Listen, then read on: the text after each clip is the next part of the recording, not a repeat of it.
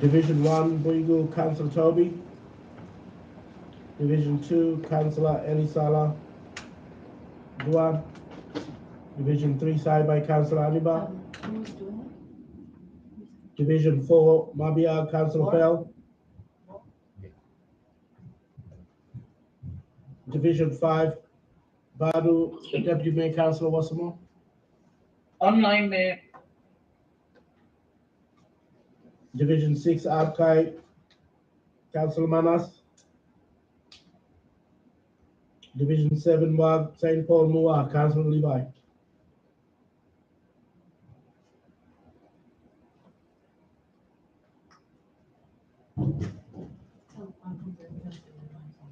Division 8, Kiriri, Councillor Duranti. Online, Mayor. Division 9, Yama, Councillor Anker. Division 10, Warburg, Councillor Tamu. Yeah, online. Division 11, Puruma, Councillor Pearson.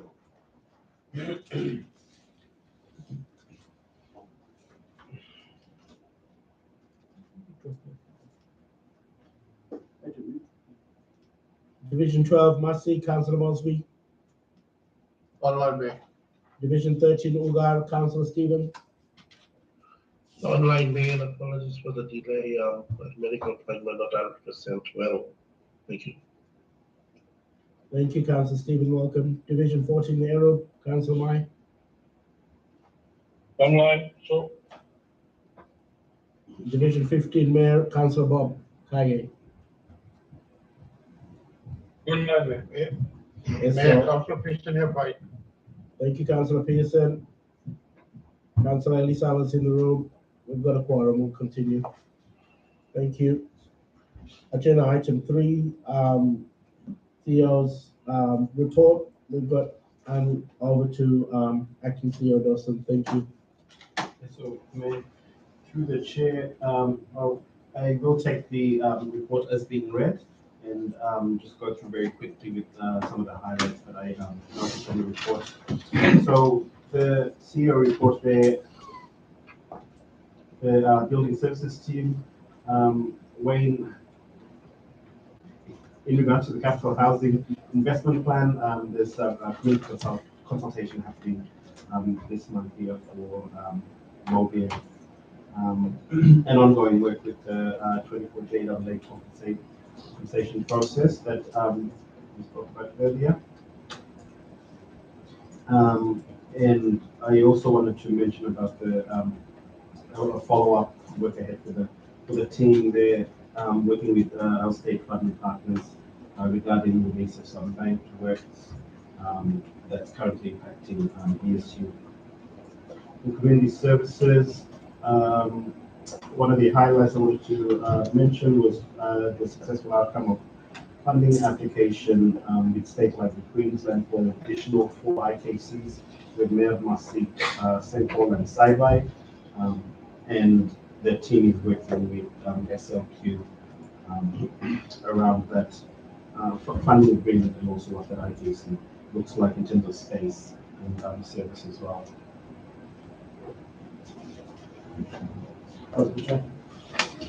Just a question, just around the funding on another, and just off the conversation that we had made in terms of transferring some of the programs, like if it's, the low hanging fruit in that discussion, and just, reflection about budgeting what we discussed for that maintenance plan.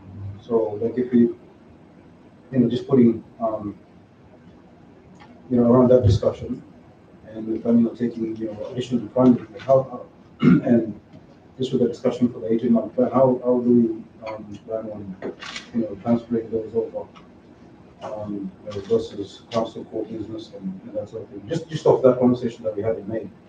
Like, I just wanted to ask a question about that.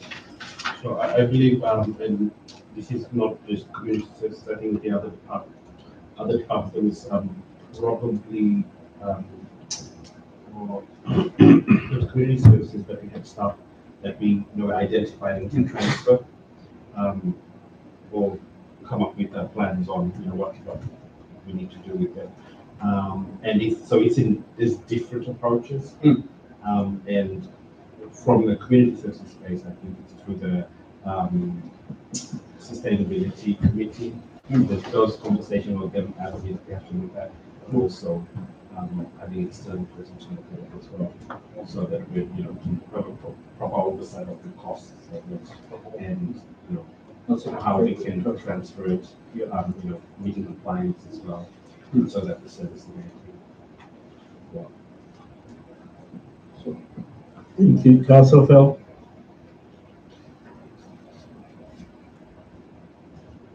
You're on mute.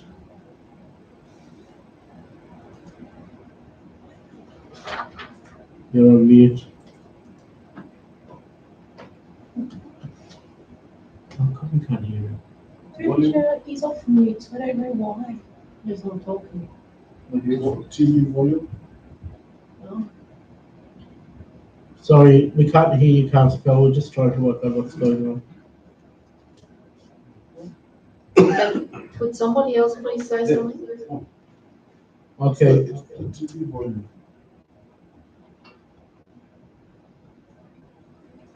Let me hear it.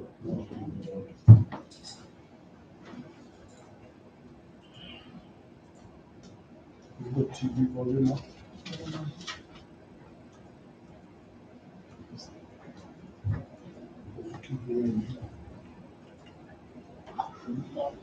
Okay.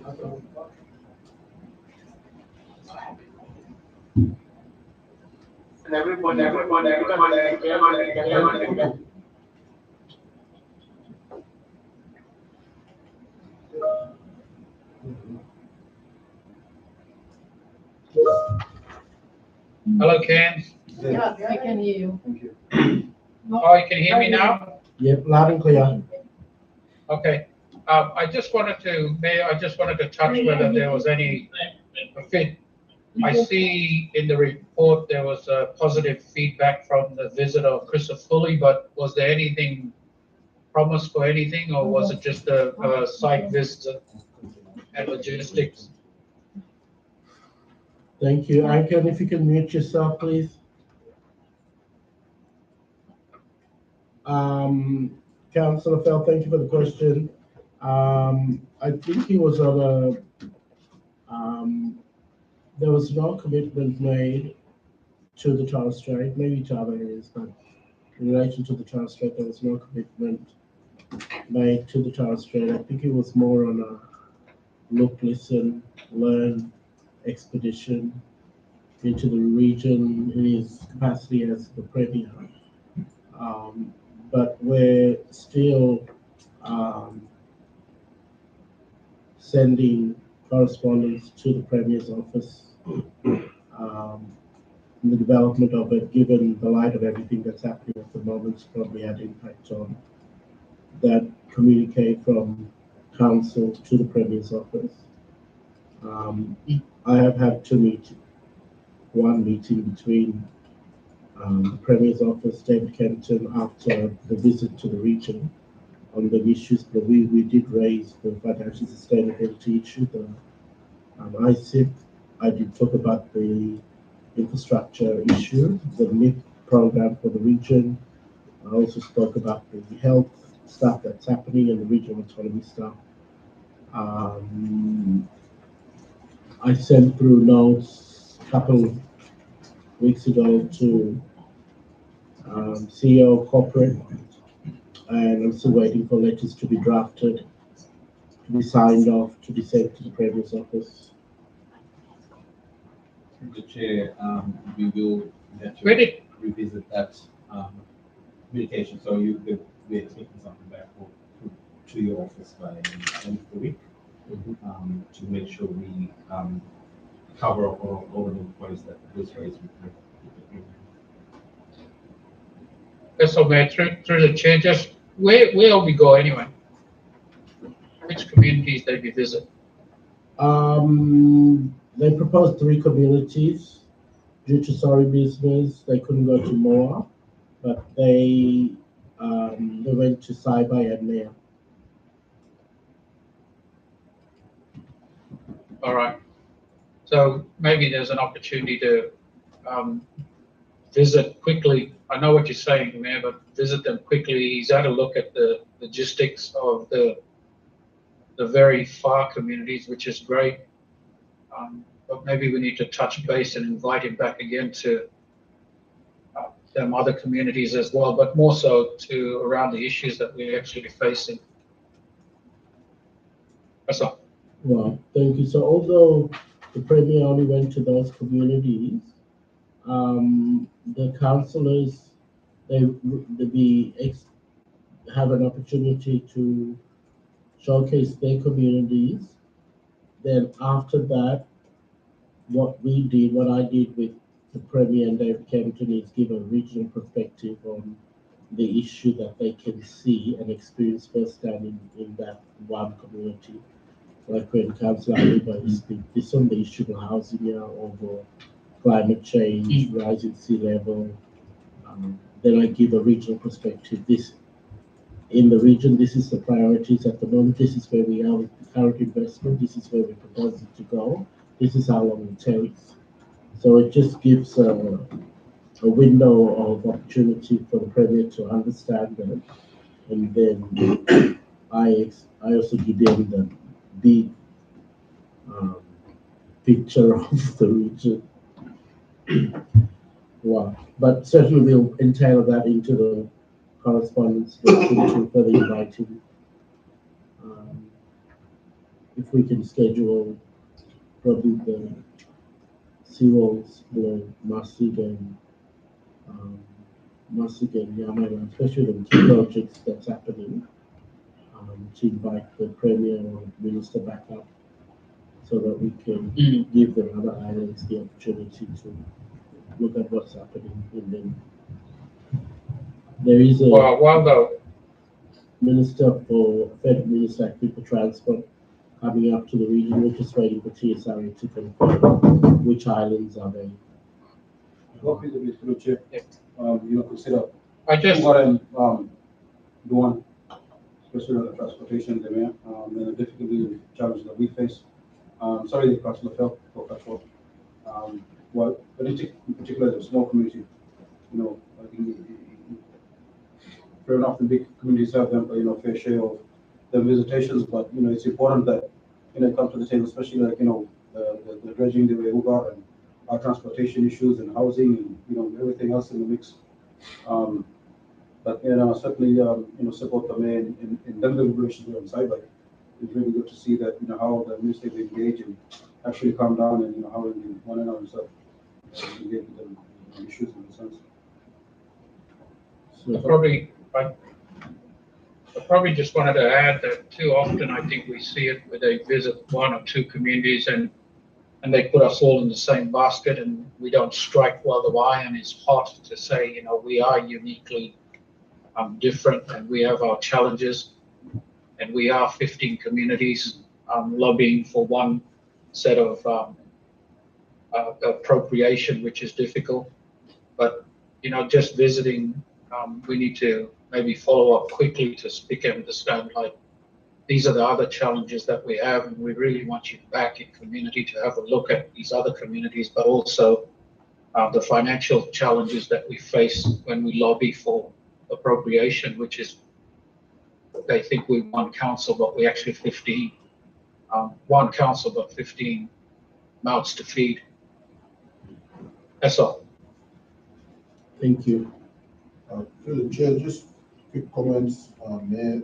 I think that's why it's important, councillors, that everybody is at a understanding of not only local, regional, state, and national as well, so that wherever ministers you go visit, to everyone you can talk at that same level, understanding that in reality, Premier can visit every community and the whole state look after as well, so that even ministers as well. So when the procurement set for whatever community chosen, we are able to speak at local, regional, state, and national levels on the agendas that be about you and the importance of the issues that we have in our individual communities, but also everyone must be able to speak at them different levels, so that wherever the ministers you go into, whatever communities, we don't only talk about our individual communities,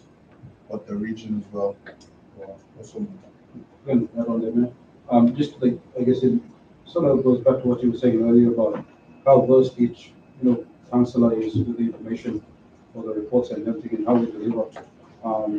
In-house, the resources we have, the assets we have in your council, how we can prepare, for us, when we are community, when an opportunity come up.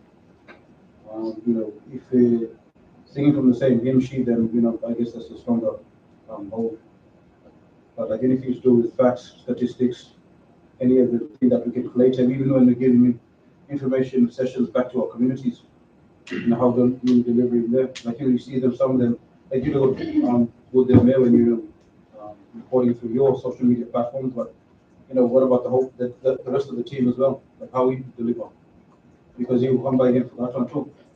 We should at least have, from the back of our hand, how, one of that information is in each department of the community group, but how much costing, how much, that sort of thing, because by the time you go come for lobbying, you know exactly how much money we need, how much housing, how much, everything, how much an average, person earns. So, Thank you. Through the chair, Yep. other pieces. I listening to, are you listening here? Yep, loud and clear. Okay. Just in regards to the visits to community, is there a possibility that if they do come next time or whenever in visiting us to community, there should be probably a dot points to us other councillors to raise or have a sort of a video or something that we can send for the prime minister or the minister to see while I'm there with a certain island and can see one of the other facts regarding on their mother island. Just a dot point. Look, in Purwa you got this. In Warber you got this. In Mabio you got this. So you can look, because standing on an island, look the issue and looking at another community, them can pretty much feel scanner. Them got some kind of infection. Them got problem too. So if them can, so them can capture and visit them in Torres Strait and see Torres Strait in the sky. Them can need, yeah. But this island, them need this island, them need. So if you can do that, it could be grateful for them to take back probably. But we got to find a way of how we can go about planning this thing. Wow, that's all. Thank you. So just a way of background, councillors, when we go into the communities, I usually get a brief, and Lorna did an excellent job with me going to Saibai and Mayor with the information, not just of the issues on those islands, but a regional issue. So we were able to provide a brief to the Premier on the issues for them islands there. And the only thing now is the follow-up letter to be sent, and Dawson's already been briefed on that. And probably at the end of the week, I should have something to sign off on to send it through. Wow. But all valid points, councillors. Thank you for your valuable feedback. A lot of the stuff I don't wait until Premier or the Minister visits. I'm pushing it out every day on my social media platform. I talk about water problem Louis, I talk about how much it costs, the challenge of water security, water infrastructure we've got. But I haven't seen a single post shared from neither of our staff or our councillors. So it will help if we can help to to share the posts, because even some stuff, like quite recently, I saw something about our engineering team attending a water conference, and I shared it so that people not only look at my page, there's a page where we talk about problem, which he said, but we are, you know, commending those that are really working beyond their call of duty under extreme circumstances with limited resources inadequately funded by government to provide a government statutory responsibility that we are heavily regulated by. So I do make the balance on that social media when we're advocating on the regional issues. But councillors, if you do have a page, particularly those islands where you got that infrastructure issue, if you can share it, because it helps people understand the issue, the challenge, the infrastructure challenges that we're experiencing in each of your divisions, that would be much, much appreciated. One of the reports later on in today's agenda is looking at that piece of work and the most recent updated data. Wow. Thank you, Dawson. So, moving on, so we got corporate services update there as well from the CEO report. In the beginning of the process of recruiting a young community member to begin. Good Chair. Sorry, who was that? Oh, Councillor Kaya. Councillor Kaya? Councillor Kaya. Yeah. Sorry, man. Apologies there, Dawson. No, I thought I put my hands up there, but it didn't come up.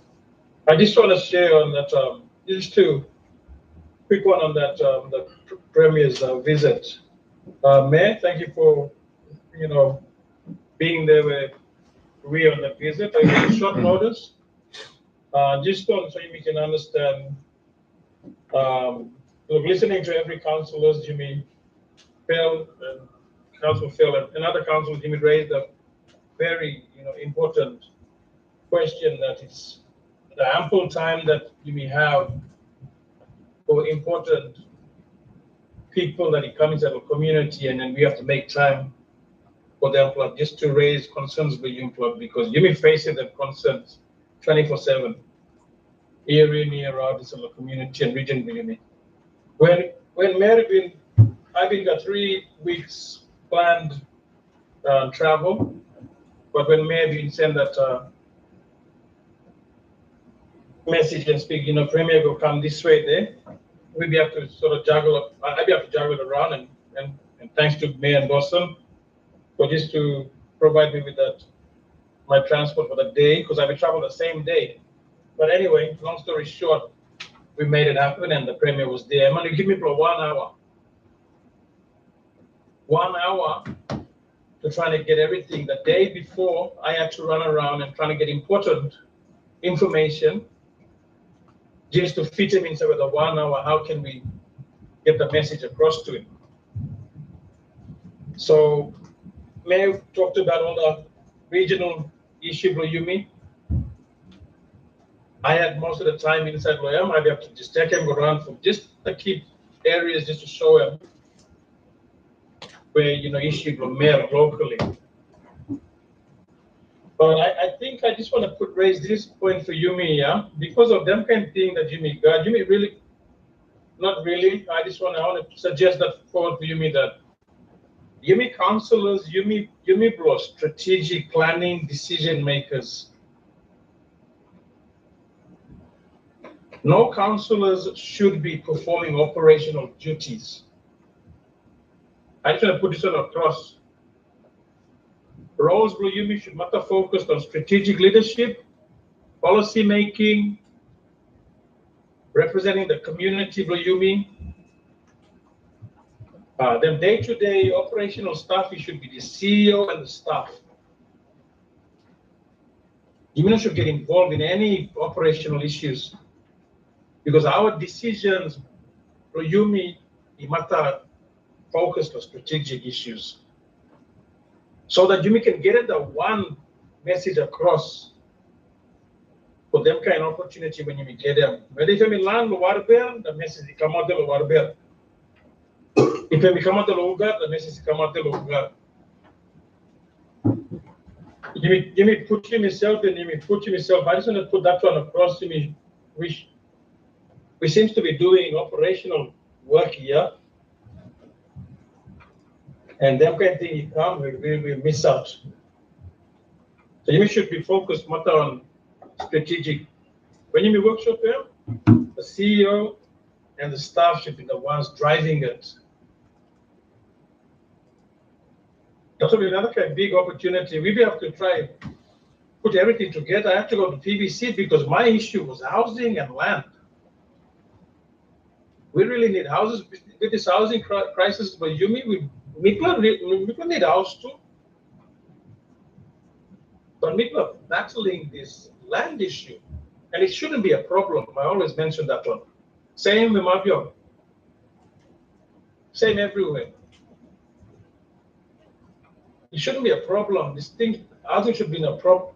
Land should be a problem. This can make it because this one. You play on enforce a 24JAA inside now because we've exhausted all avenues. We have a native title land meeting in the island, Umer. We have national native title on ground. Try to break through the barriers of what's stopping us to getting houses, to make people understand the importance of getting houses and services inside of community. But I guess I just want to put him because you've been now trying to look around this kind of tackle the government by again and speak. This is our issues, our needs. I just want to encourage you, leave it the operational staff for our CEO and the staff. Thank you, Councillor Everybody work Kage. closely with that one. Yeah. Thank you, Councillor No, thank you, Kage. Mayor, for that one because I just see the problem there. That's all. Thank you, Councillor Kage. Thank you, Dawson. We'll continue. Yes, so Mayor, through the chair. So updates there from corporate services. There's work this month for the advocacy plan, also finalization for the certified agreement for our staff. That's finalizing that with the commission in engineering. Final completion certificate was issued for the Yama Seawalls project, and also contractor confirmed mobilization there for water for the Seawall project. We have consultation there next week for water for that project. In the finance team, working closely with the auditors regarding our comprehensive valuation and dealing with the queries there, also preparation for the 24-25 financial statements. And for the month, the calculation of our certified agreement back payment for employees, which I believe is happening this end of this week. So it will change. So yeah, I will take the report as being read and the therefore council and comments. Thank you, Dawson. Are there any comments or questions in relation to the report? Through the chair, Councillor Fell. Can you hear me? Loud and clear. Yeah, just the corporate service. Please explain about the 2 vehicles that have been stolen. Through the chair, we have been removing disposal vehicles from Ireland, in particular to alleviate the waste problem on Ireland. And they do get stored in the interim at Elphinstone Close before we auction them off. We had 2 break-ins in the last months, and 1 vehicle each was stolen at each break-in. The police have been informed, however, those vehicles have not yet been recovered. They're written off in our books, so it's not a financial loss, but the break-in also damaged the gate at Elphinstone Close, which is quite expensive to remediate.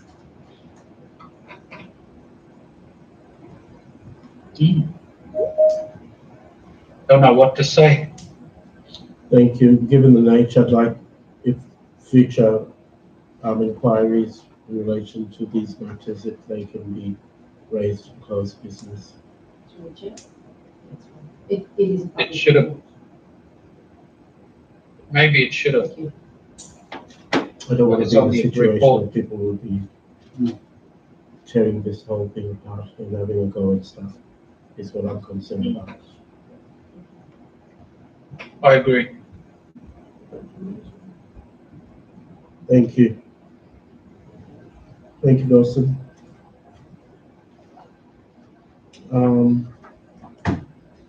That was the CEO's monthly report. I do want to state for the record and express the council's gratitude and thanks to Dawson for taking up the role of acting CEO and keeping the ship afloat and operating, and for the support from the executive staff for you acting in that capacity, particularly for your team in community services, who have stepped up and demonstrated that there is appetite in the organisation by our fellow island staff to take on much more leadership roles in the organisation,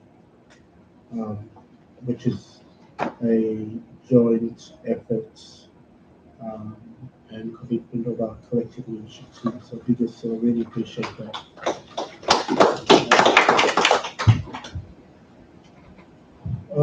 We're supposed to have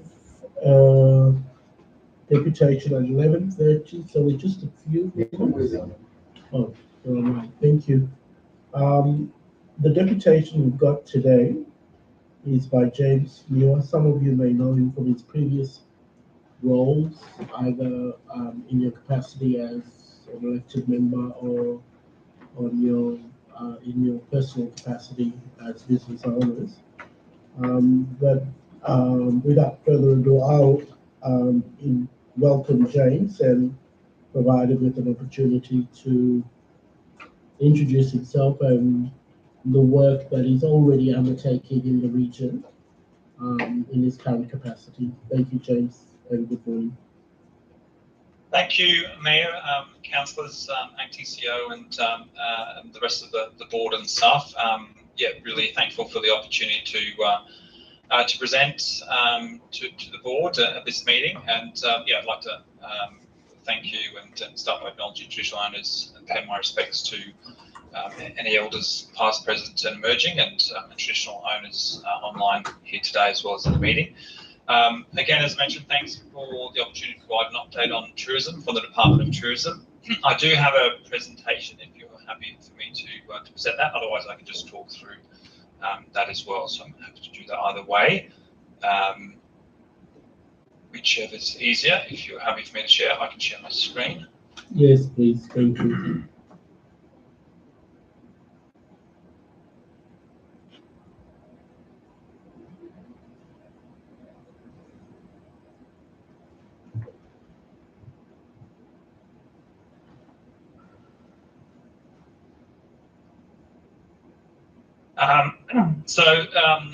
I'll just give a quick overview of what we've been doing in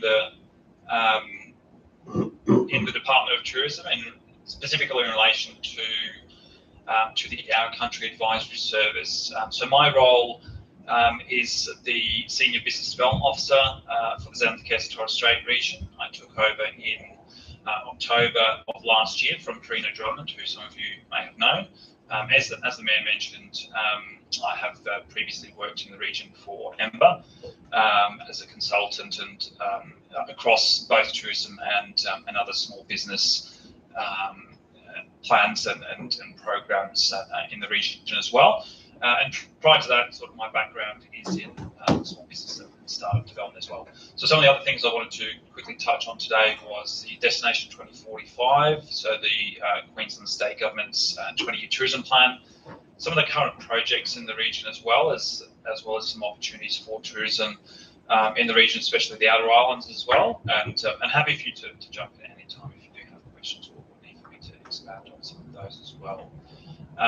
So the first one is the Destination 2045 plan, and this is sort of a dashboard summary following the engagement session that was held on Thursday Island in February of this year. This was basically formed some of the discussions that led to the current 2045 plan as well. So some of the key things there that's specific to the region, and this wasn't just Inner Island, there was some feedback and submissions from Outer Islands as well, was the type of tourists that would be attracted to the region as well. So often community feedback from a tourism perspective has been there's concerns around tourism and what type of tourists would be coming to the region. And so there's obviously a desire that there's genuine tourists there that have an aspiration to engage with community and partake in cultural tourism. The second point there is around accommodation. Accommodation and the lack of accommodation across the region is an issue. So that sort of needs to be addressed not just for tourists, but also for locals as well.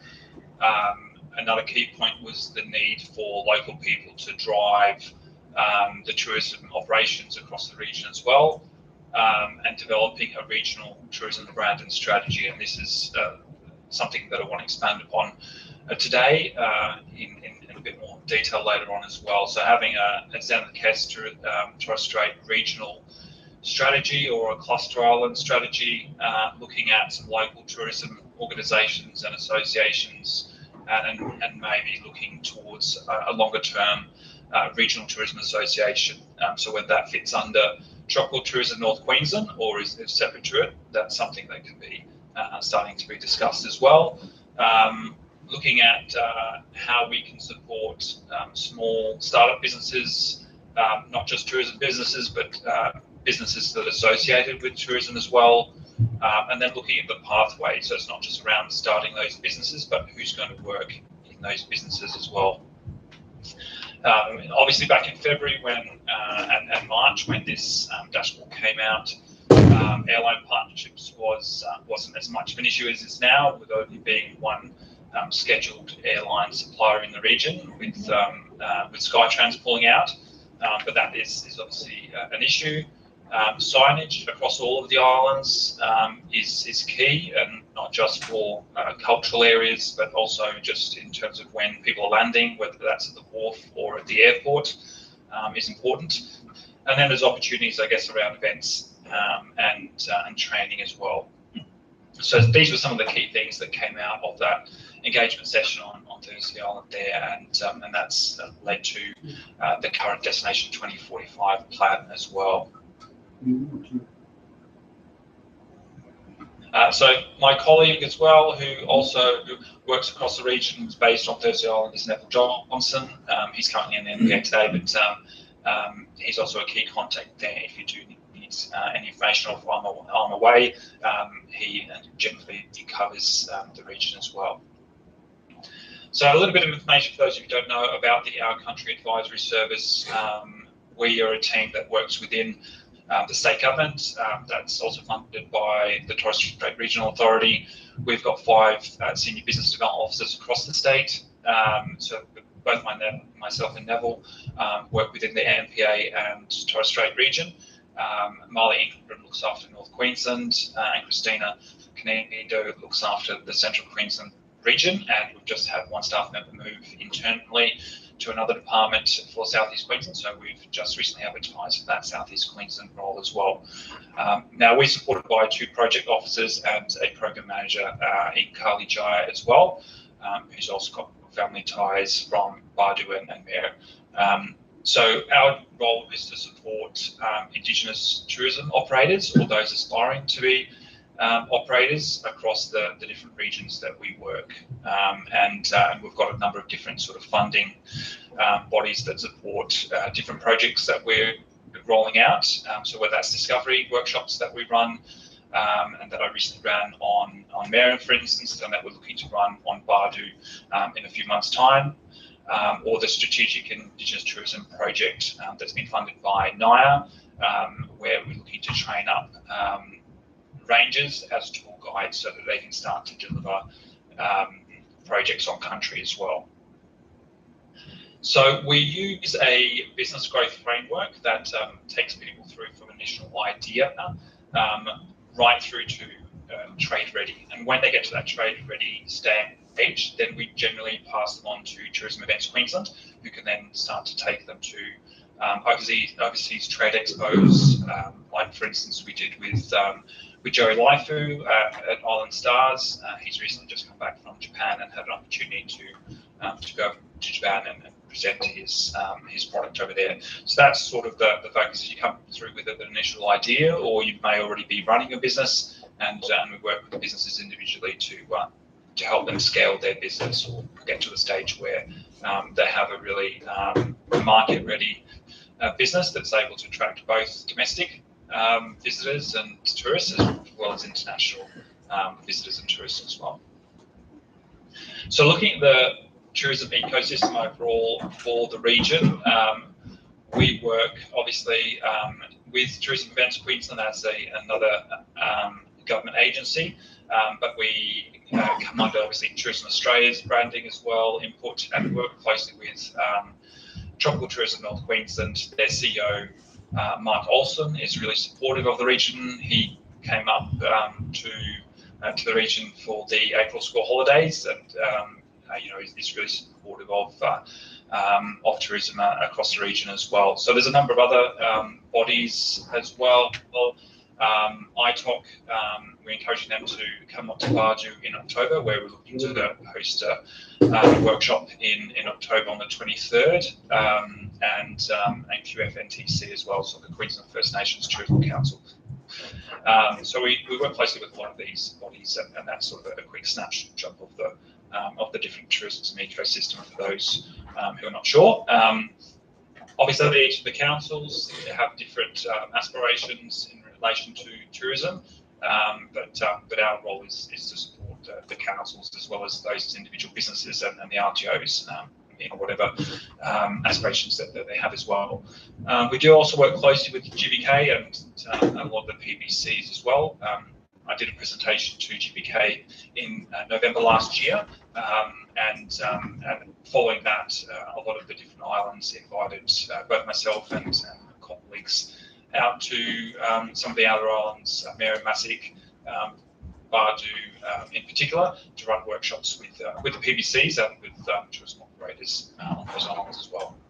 So if there are any particular islands that do have aspirations for tourism, if there's some support from the PBC and from community and individual operators, then we can go out to those islands and run workshops and one-on-ones with the different operators as well that are looking to start different businesses.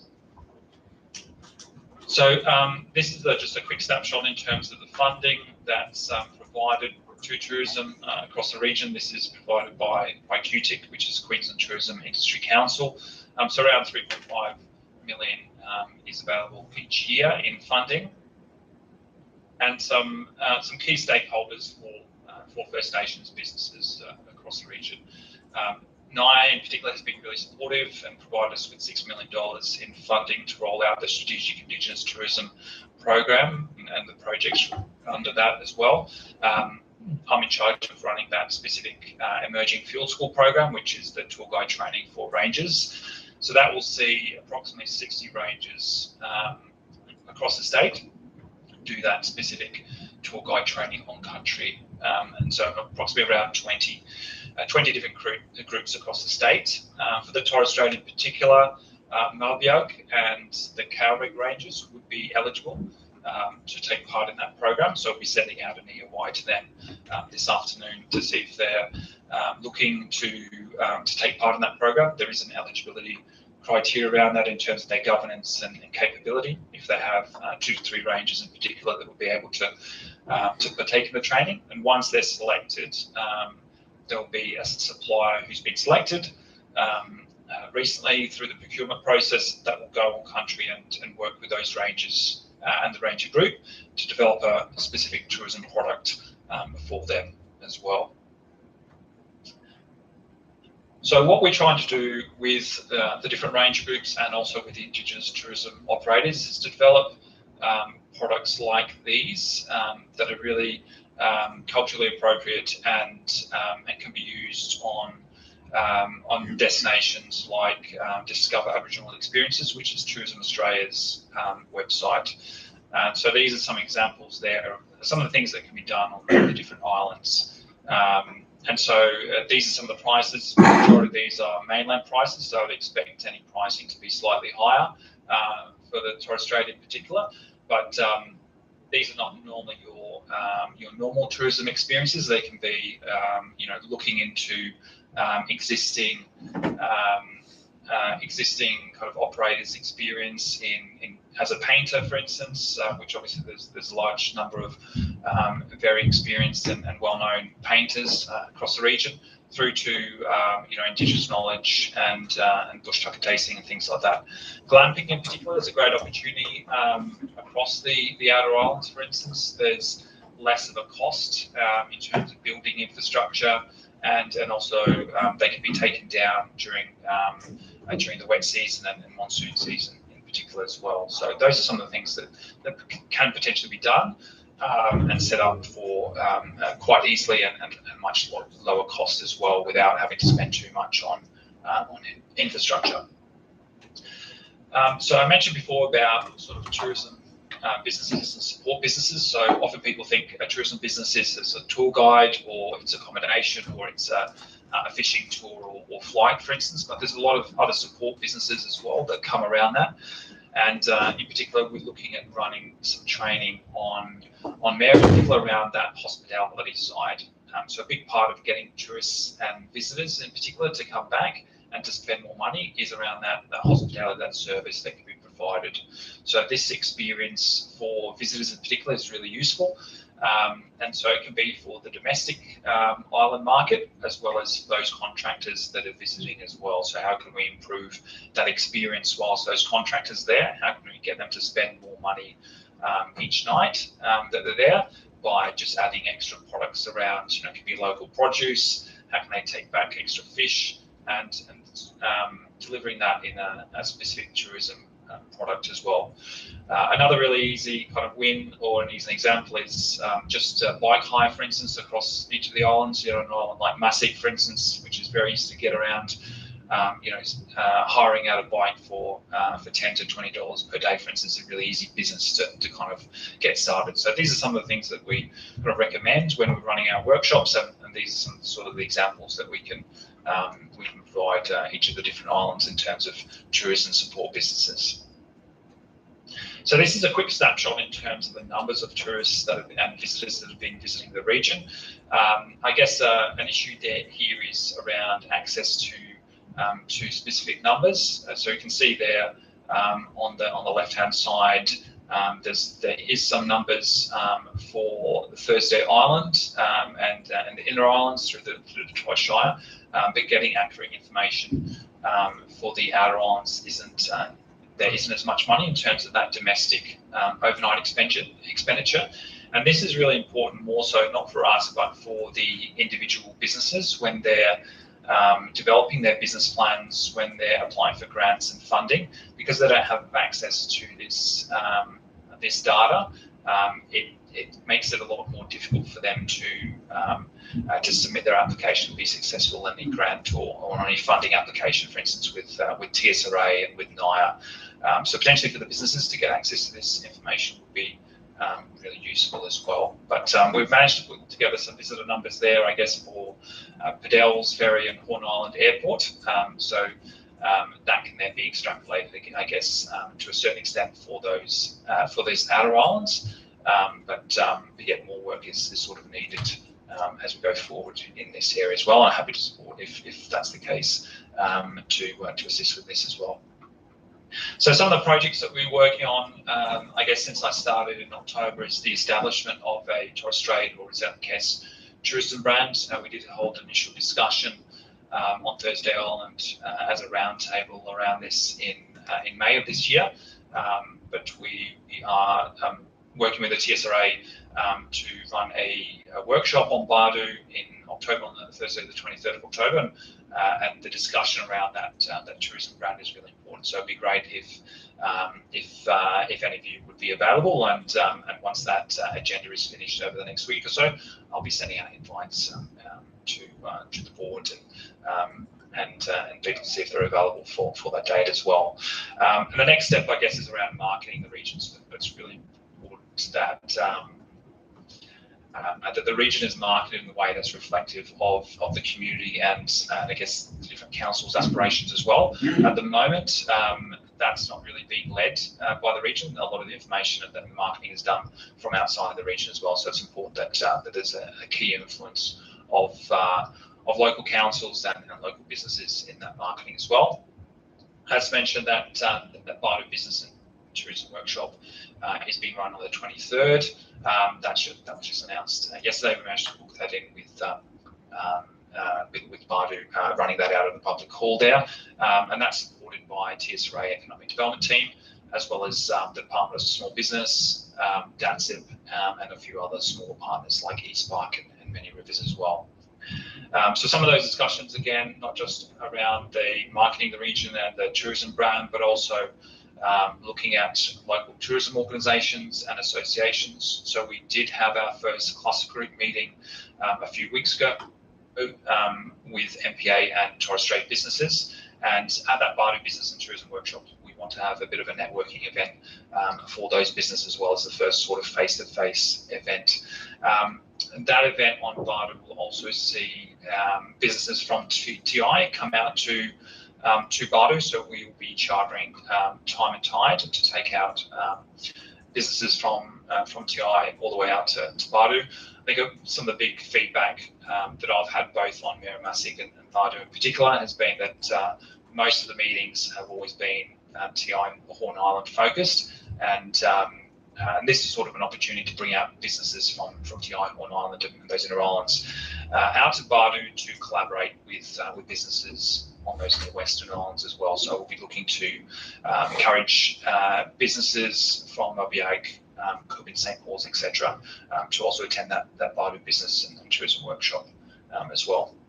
So some other upcoming projects and events that I'm assisting with is the Windsor South Cultural Festival. So I'll be there from the 16th to the 19th as well. Happy to meet with any of yourselves. Also keen to talk with any of the dance groups that are looking to set themselves up as potential tourism products as well. Another event that we're working with as part of the working group is the 90th anniversary of the maritime strike. And part of that working group meeting, which is meeting next week as well. In particular, in relation to that, we're keen to bring back two pearl luggers, the Stephen Davies and the Antonia pearl luggers, which are currently dry docked in Portsmouth here in Cairns, and take those back to the Torres Strait. Initially, they will be restored on Thursday Island, but the Stephen Davies in particular, once that's restored, that should be able to be seaworthy again and potentially can be sailed around the Torres Strait. My idea for that in particular would be to be used as part of the Olympic Games flame that we've taken around the region. I know in 2005, I think it was, as part of this, in the early 2000s and prior to the Olympic Games, the Indiki took the Olympic flame around the Torres Strait region. So it'd be great if the Stephen Davies or another pearl lugger could do that for the 2032 Games as well. So keen also to look at other events that can bring more visitors and tourists to the region.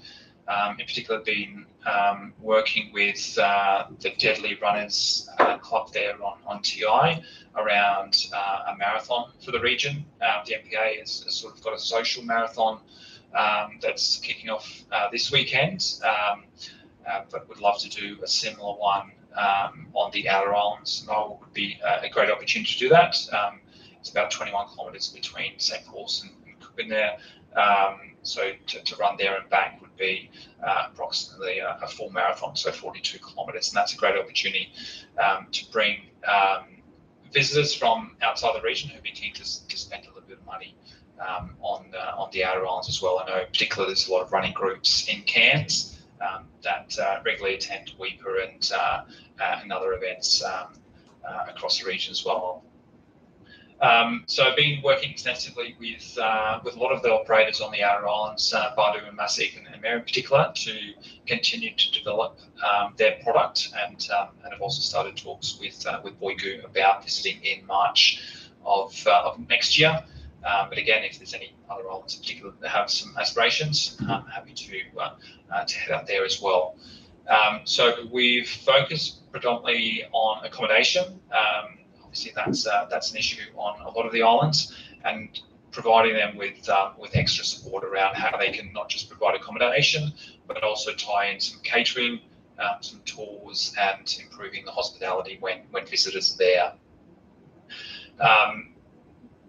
Another key area that we've looked at is engaging the inner islands to encouraging the visitors or the tourists to visit the outer islands as well.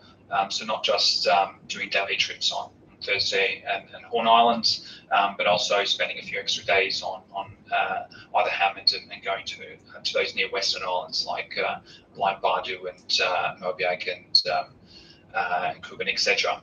The Ranger Tour Guide program I've touched on briefly there before is the Emerging Field Guide program, so potentially working with Mobiak and Cowrig Rangers.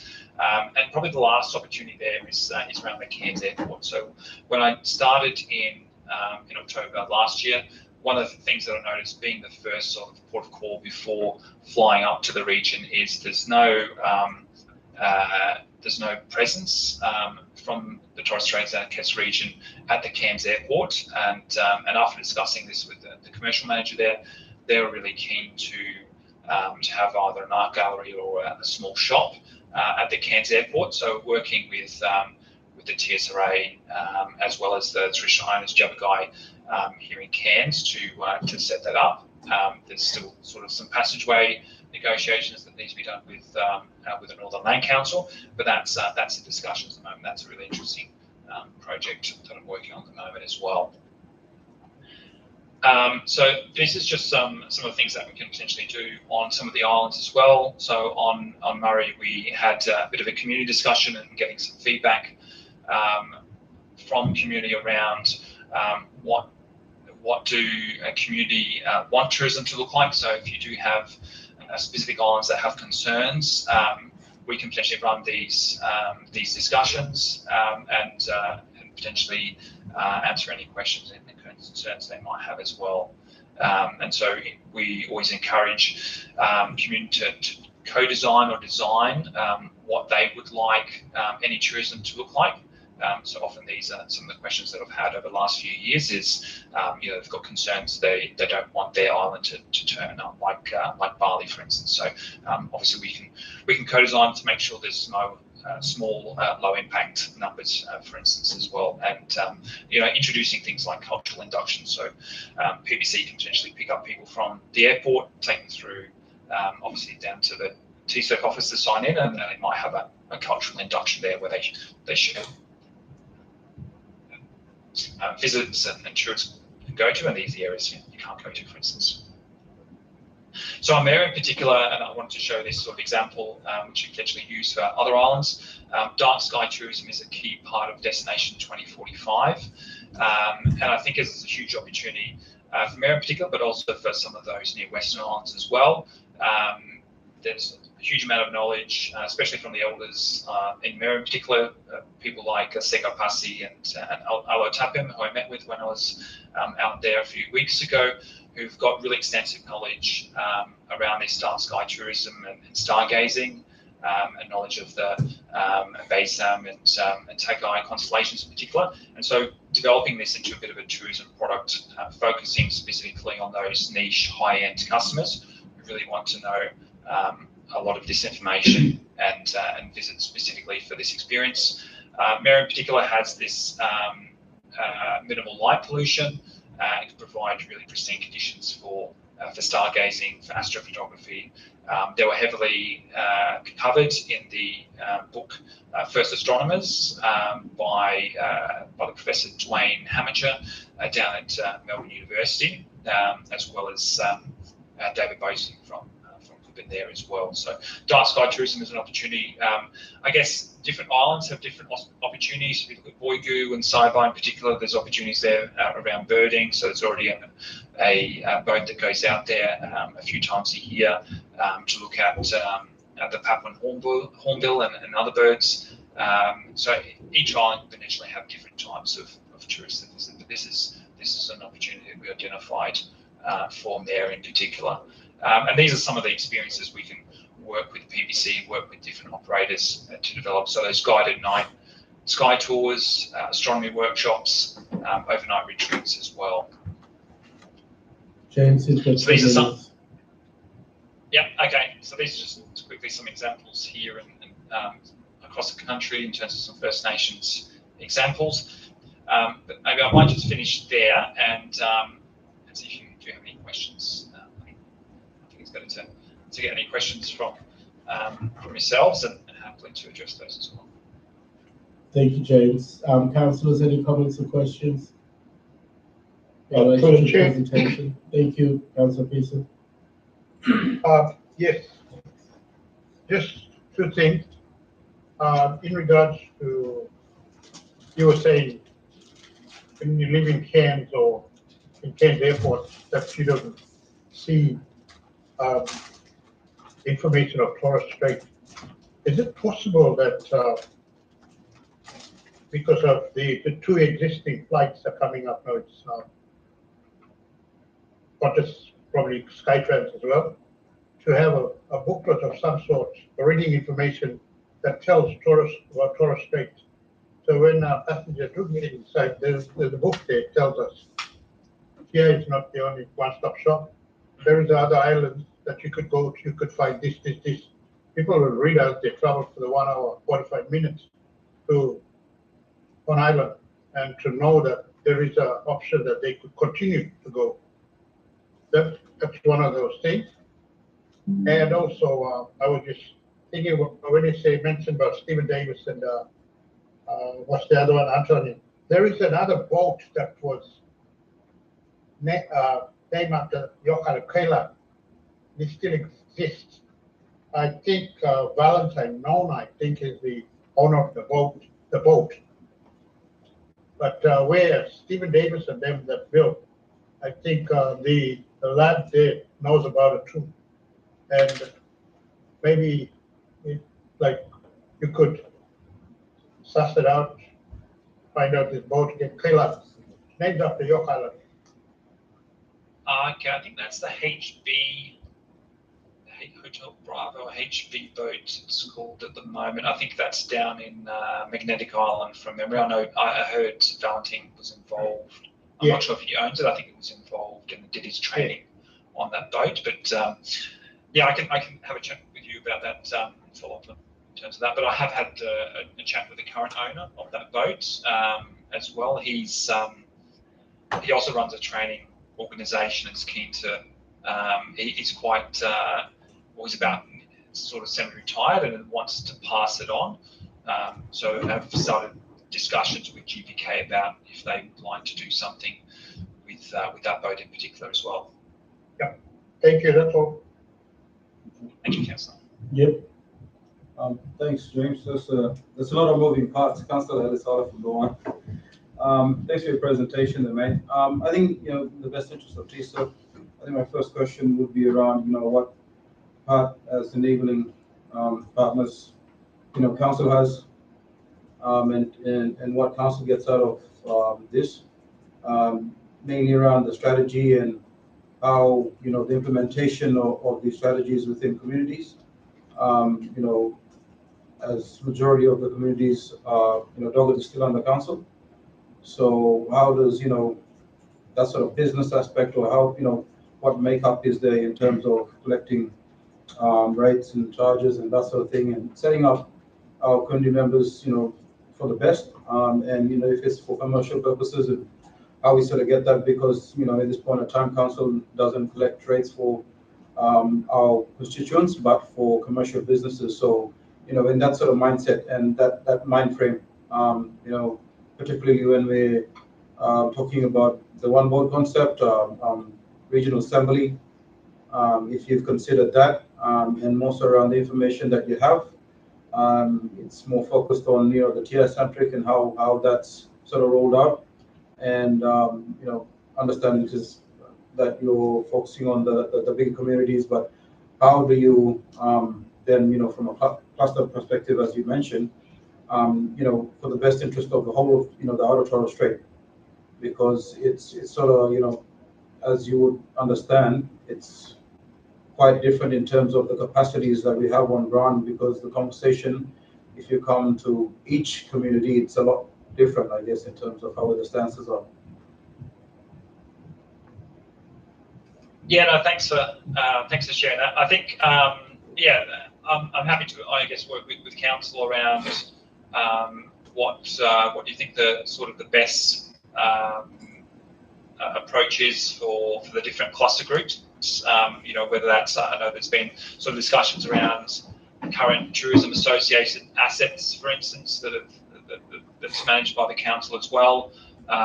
So whether that's working with the PBCs or working with the community to look at a long-term approach for those. But in terms of those commercial operators, well, we can also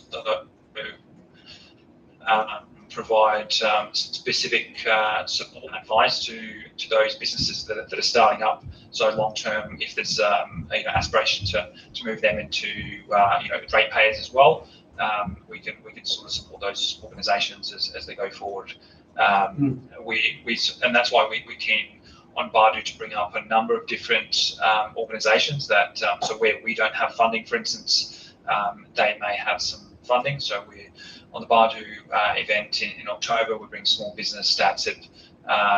We'll bring in some private organisations that have philanthropic funding as well, that will be able to sort of cover any of those sort of gaps, as well as the TSIRC through the economic development team, who can provide loans and grants as well. That's good. That's good. So, in terms of our region, and I guess as an industry, and from council's perspective, how, and maybe Holly, I think we just discussed that at one of our workshops. If that industry was to be up and running and running at full speed, and what sort of what's the word for it, like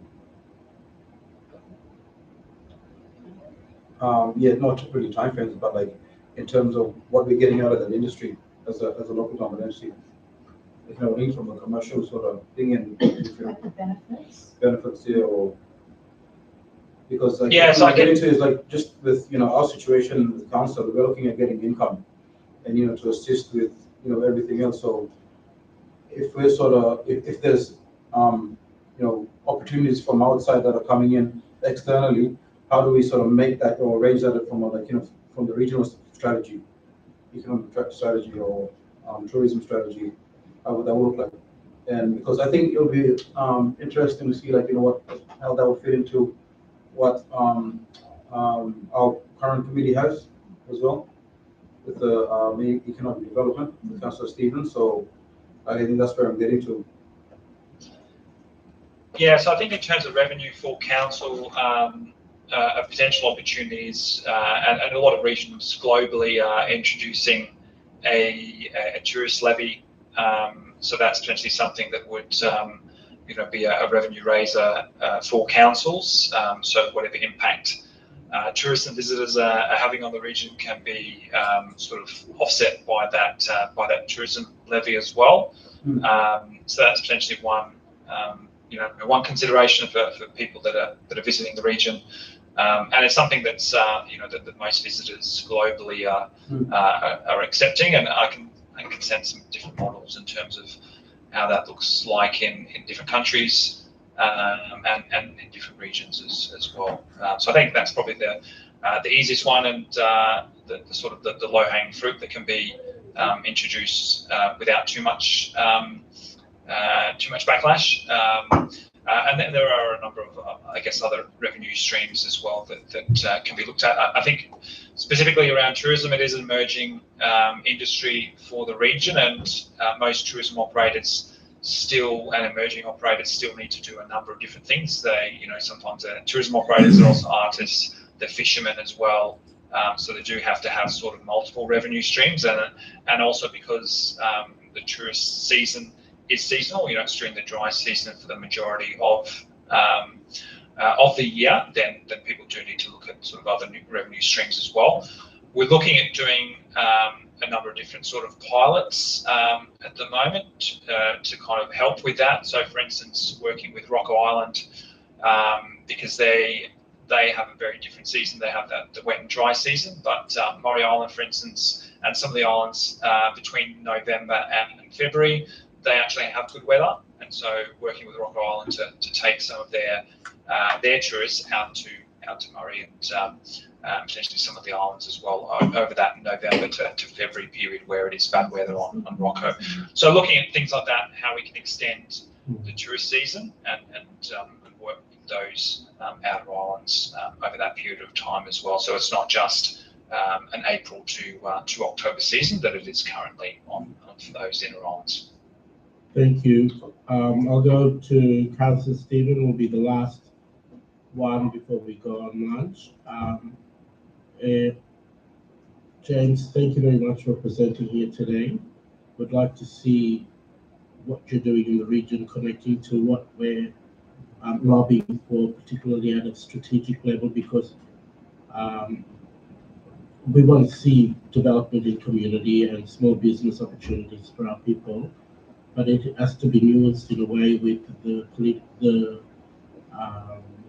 what we're advocating with community. We need to have an oversight into how this is happening, because we don't want to develop policies that's going to cause a further hindrance or constraint on local business thriving, or we're missing the opportunity to advocate at a regional level with our state and common counterparts to make sure that we have a policy that attracts that level of investment to build capability and capacity of those communities, because when all else fails, everybody knocks on TSIRC's door to be the savior and try and rescue people out of desperate situations. And we don't want to land ourselves in that predicament. Learning from past experiences, we want to be in a better position to support our community to thrive.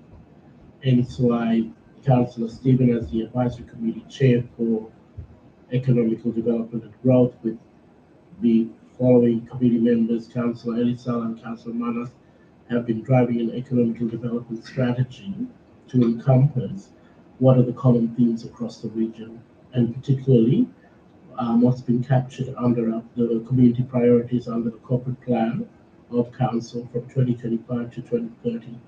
I'll go over to Councillor Stephen, because I think where to from here, I'd like to see you work together with our Economic Development, Economical Growth Advisory Committee to further progress this and develop some pathway or phase on how this is going to align to what we're doing in the space.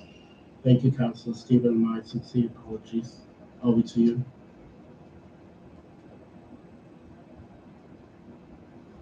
Thank you, Governor Mosby. James, thank you for your presentation and for the time that we met. I think I highlighted to you that when we, with the invite from the mayor for me to meet with you, that I made mention to you about the community survey that we did under the economic development strategy, because part of the questionnaire that was actually put out to community members of the 15 division was around tourism. And I can definitely say to you that it came back very positive, that the 15 division do support tourism, but there was questions around what is tourism, what type of tourism it is. So I guess my question to you is around that from TSIRC point of view, that we should look at developing a tourism development strategy. because taking into consideration what the mayor has highlighted under the Mastic statement banner that we approach of any program or project that is delivered into the region must adapt the look, listen, and adapt process. So for you to, there is support from the 15th Division of Tourism, but for your department now is to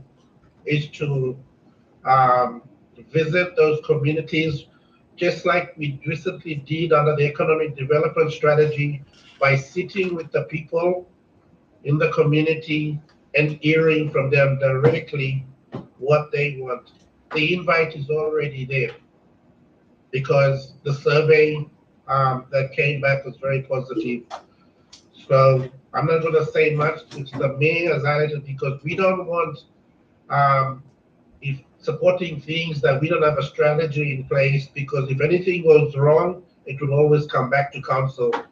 So for council to ensure we want to support tourism in the region, there needs to be a tourism development strategy done. And you've spoken that you want to build a brand,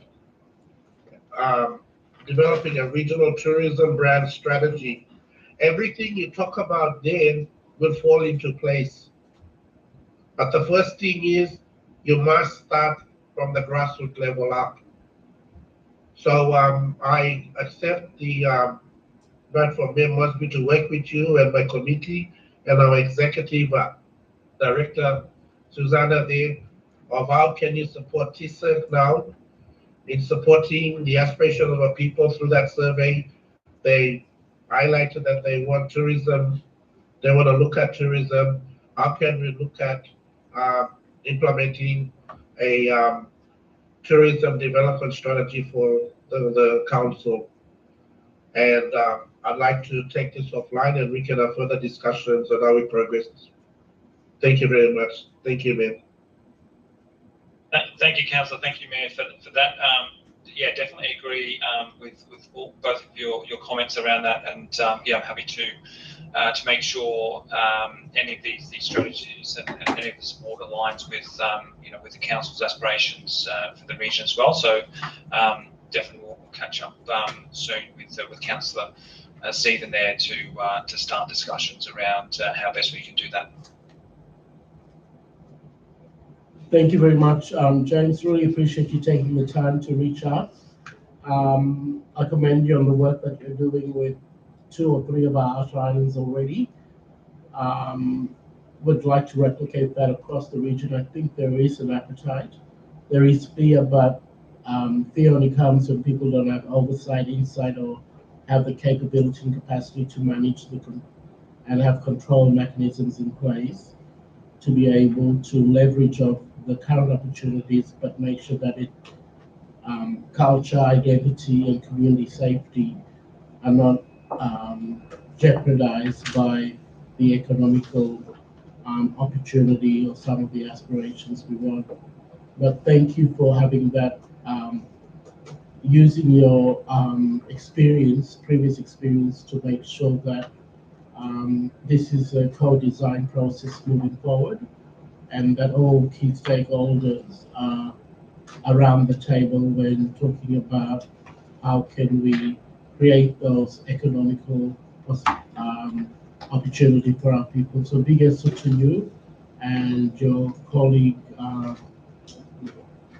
Carly and Neville, that's in the NPA space. We're certainly going to raise this as our TSI NPA ROC in conversation agenda to look at how can we work more collaboratively to progress this moving forward. But thank you very much for your time. Yes, sir. Yes, sir. Thank you all. Thank you, councillors. We'll pull up stumps. We'll go on lunch break, and we'll come back at 1:15. We've got a pretty packed agenda after lunch, so if we can please make sure that we're back on time to start at 8. Sorry, not 8. 1:15. Thank you. Yes,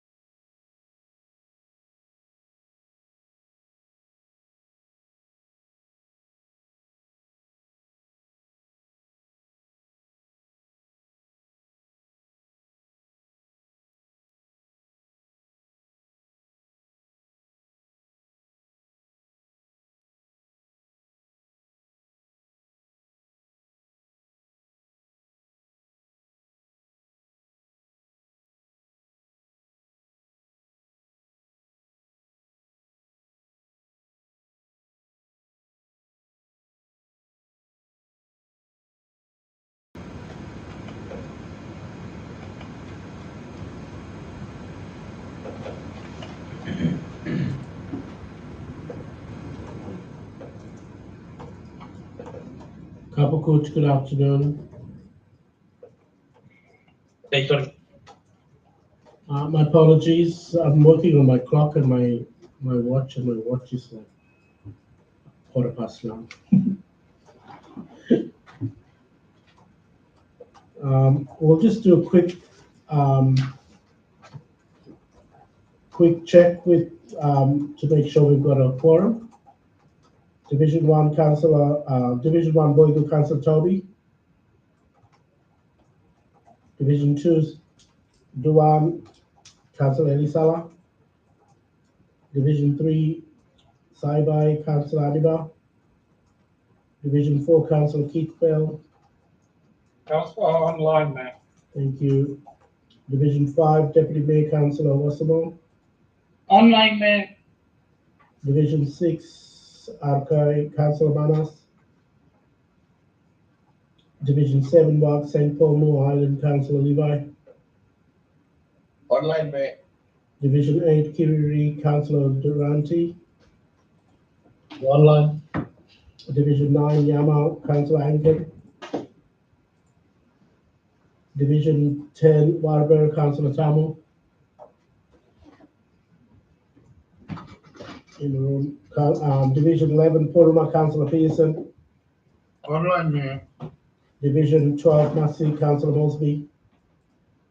Online, man. Division 13 Ugar Councillor Stephen.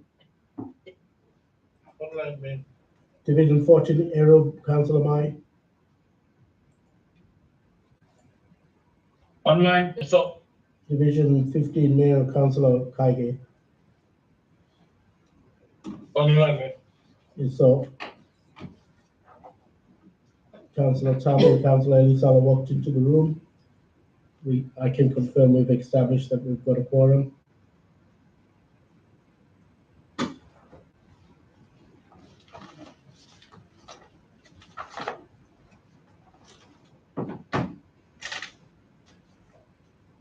And so we'll now move on to the next agenda topic. Agenda item 6, corporate services. I'll have to step out of the meeting here and I'll hand it over to Deputy Mayor Councillor Wasamo. If you can chair the meeting, and I'll be back once I finish this other commitment here. Thank you. I'll hand it over to Deputy Mayor Councillor Wasamo will be chairing, and we're now in agenda item 6 on the corporate services. Thank you.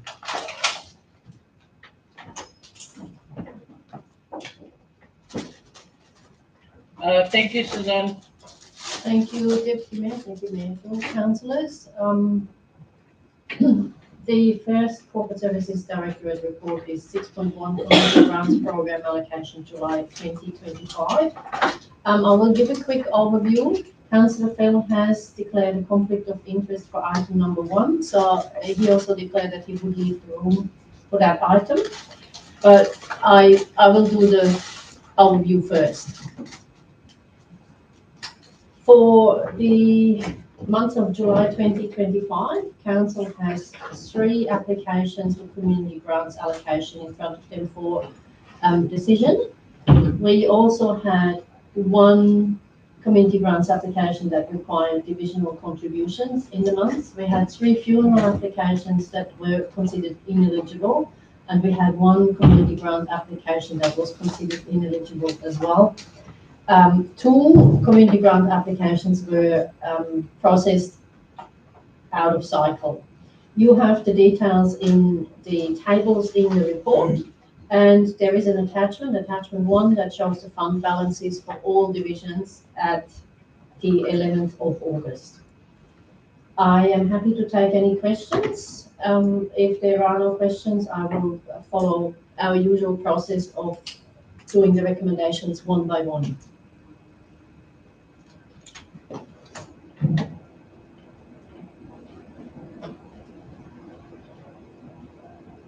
Sorry, any questions for Suzanne? I have to decide. If there are no questions, I'll hand it over to you, Suzanne. Thank you, Deputy Mayor. Councillor Fell, do you want to step out now? Yeah, I'll just shut down now. Thank you.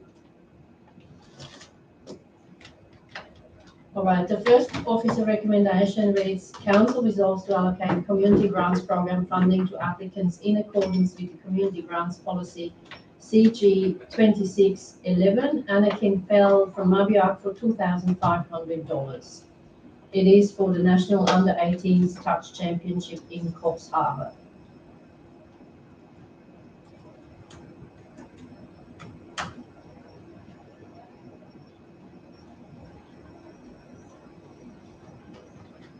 Deputy call for more.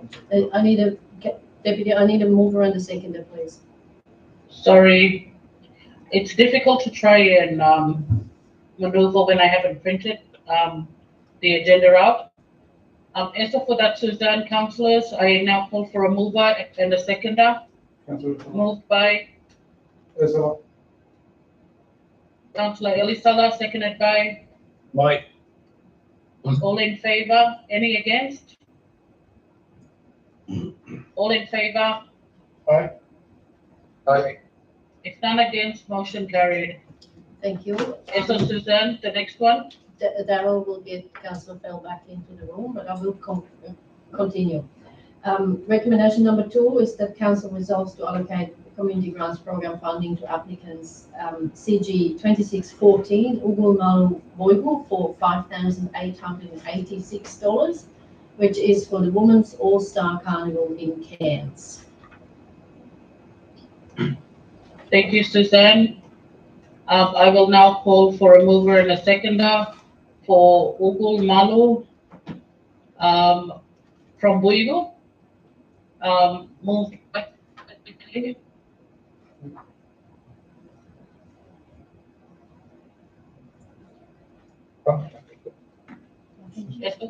yes, second. Councillor Levi. Councillor Levi, all in favor? Aye. Aye. Aye. Any against?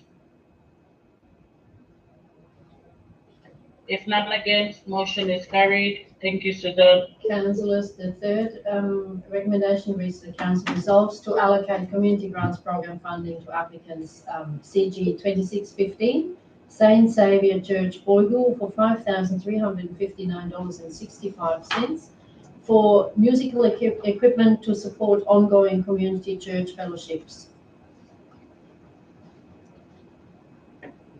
Thank you, Suzanne. Councillors, I'd now like to call for a mover and a seconder. Through the chair, yes, it was supported by Councillor Dalton. Okay, so I'd like to call for a mover and a seconder. Moved by Councillor Traffic. Councillor Durante, seconded by Councillor Elisala. All in favor? Aye. Aye. Any against? If none against, motion carried. Thank you, Suzanne. Through the chair, the fourth recommendation reads that Council notes the following: 1 community grant application required divisional contributions, 3 funeral applications were deemed ineligible for processing, 1 community grant application was deemed ineligible for processing, and 2 applications were processed out of cycle in July.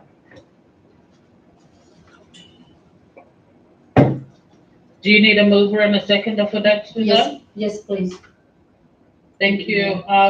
Councillors, I'd now like to call for a mover and a seconder. Moved by, Just before we move, just a comment. Just around, I think we've mentioned it like a few times now, just around the process and how we get back for community, especially with like, you know, just to, just for the process, the deputy. Like, you know, we've come across this a few times now, like how the applications are put through and like and how the feedback is one and all for the applicants. Like, is this for the funeral just applications? why them things here, like, you know, this recommendation, yeah. Because there's ineligibility, there's, you know, why other things don't become through out of cycle. But like, I guess just with the process, I think, due process. Okay. And how we get back for community around them, and like the thing around funerals as well. Like for family stuff outside of the region. For to articulate that one, because you may listen outside, and especially like sensitive topic of funeral and them thing. But the discussion is always like, oh, why isn't council supporting that? And we got that discussion where Murray Island and when you set this policy around the applications for Torres Strait Islander families outside, but like how you can shape it this one for assist, especially around funerals and them thing, because it's a struggle, and that effect is happening with every other organization as well in the region. But like this one, mainly around that topic of funerals in particular. But just with the due process too for the mother ones applications that have come through.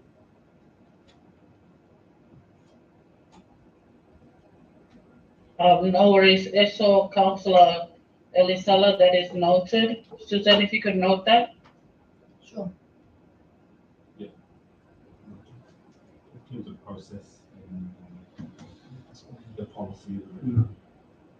Well, sorry, like him is repeating himself, but like just say community members, you come forward, but yet you'll get not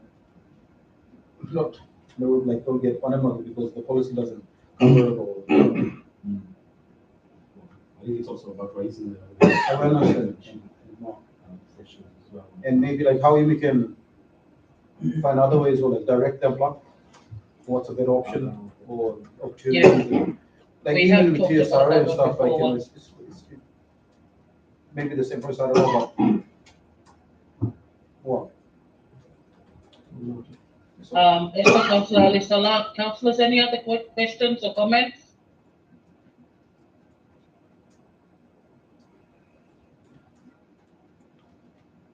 Suzanne, could you please read the recommendation? I'll read it again. The council notes the following. 1 community grant application required divisional contributions. 3 funeral applications were deemed ineligible for processing.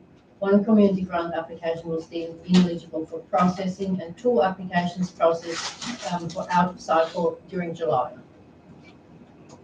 Thank you, Suzanne.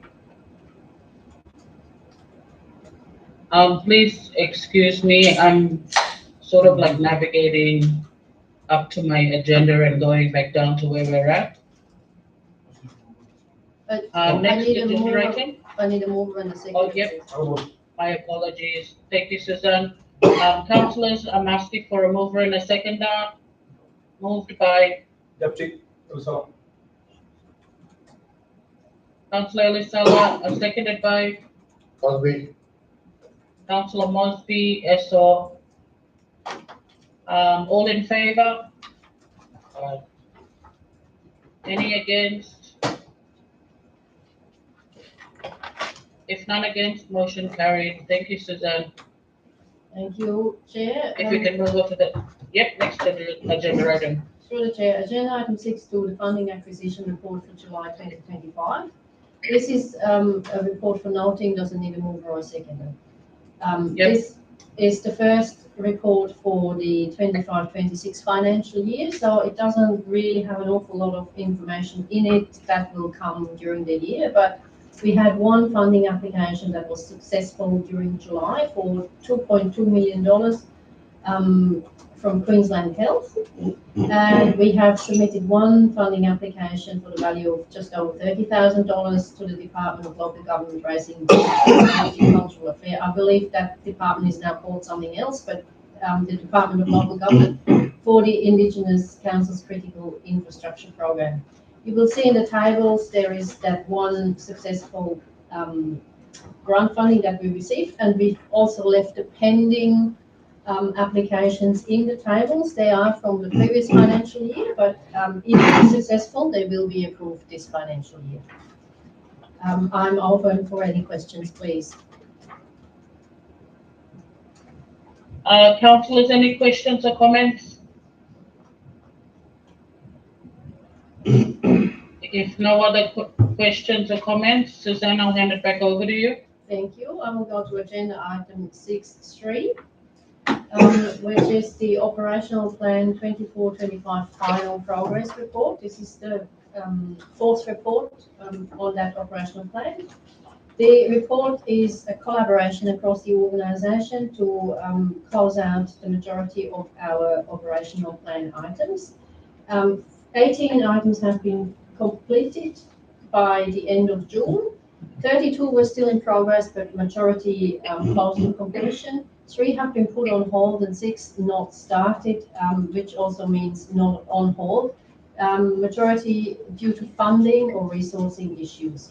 The attachment contains all operational plan objectives and a comment of where they're at, whether they've been completed or are still in progress as of the end of the financial year. There is obviously now a new operational plan in place for 25-26. However, those projects that are in progress will be continued and finalised in this financial year. I would love to answer any questions you may have. Thank you, Suzanne. Councillors, any questions or comments? Project. Holly, Yes, Councillor Salah. now we discussed in the during the May workshop around council has to be under the requirement of 2 month 4 months liquidity. So how does in terms of meeting that and with this report?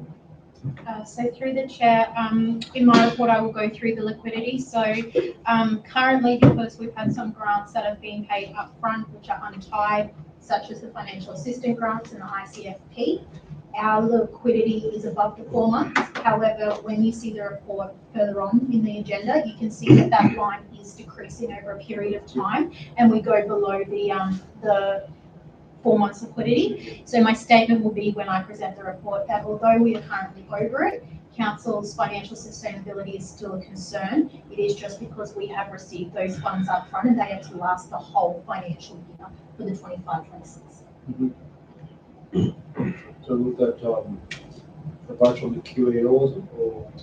So the Department of Local Government has set the 4 months liquidity. QAO does audit it. So my stance is that council still can't take the foot off the pedal in relation to trying to get as much funding through the door, especially unrestricted funding, because the 4 months liquidity is based on the unrestricted amount. So that means that we can utilise those funds however we see fit to run council. When they're restricted, they have to be utilised for a particular service or to build a particular piece of infrastructure. So funding is still so important to get through the door. Okay, so in terms of reflection for lobbying and advocacy or any of that material, how does that sort of justify being reflected in that? Like when I'm supporting the mayor or the CEO or whichever ELT team, the reports and stuff. Like when it's going down Brisbane or Canberra, just to justify our position, financial position based on the advice from QAO and financial treasury, and how just in terms of the funding, how they were talking about squeezing the tap and all of that stuff, but So I suppose the documentation that has been prepared so far that's gone down to the state has shown that decline. There is going to be, I suppose, during budget review, council made a couple of recommendations to mostly in the community services department to do analysis as to whether that service will continue. That will be put up in the November workshop when we present the budget review, and then there'll be like a scenario where you can see that normal graph of this was the current projection of what we were, this is what we currently are, and if we apply those different scenarios, mostly in community service they are, this is what it will look like to the projection of council's financial sustainability. But one thing is in relation to the ICP, that we need to advocate for that additional amount, because currently that additional amount that's about that 6 million no longer continues in the 26-27. Final year is 25-26. Without that funding, that is where that significant decrease occurs.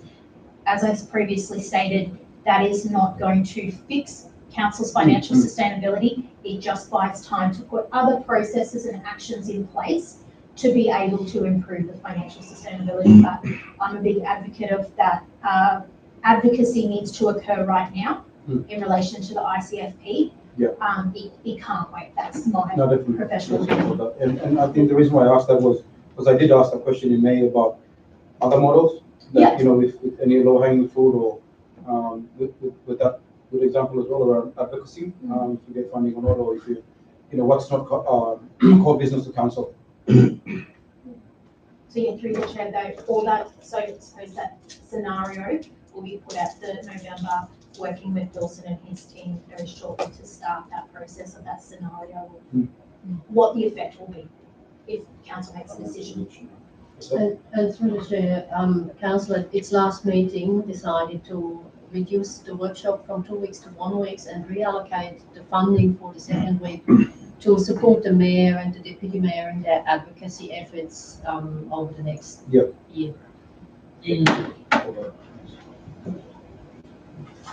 So Councillor Elisala, councillors, anybody else got any questions or comments in regards to that was 6.2 of the agenda item? 6.3.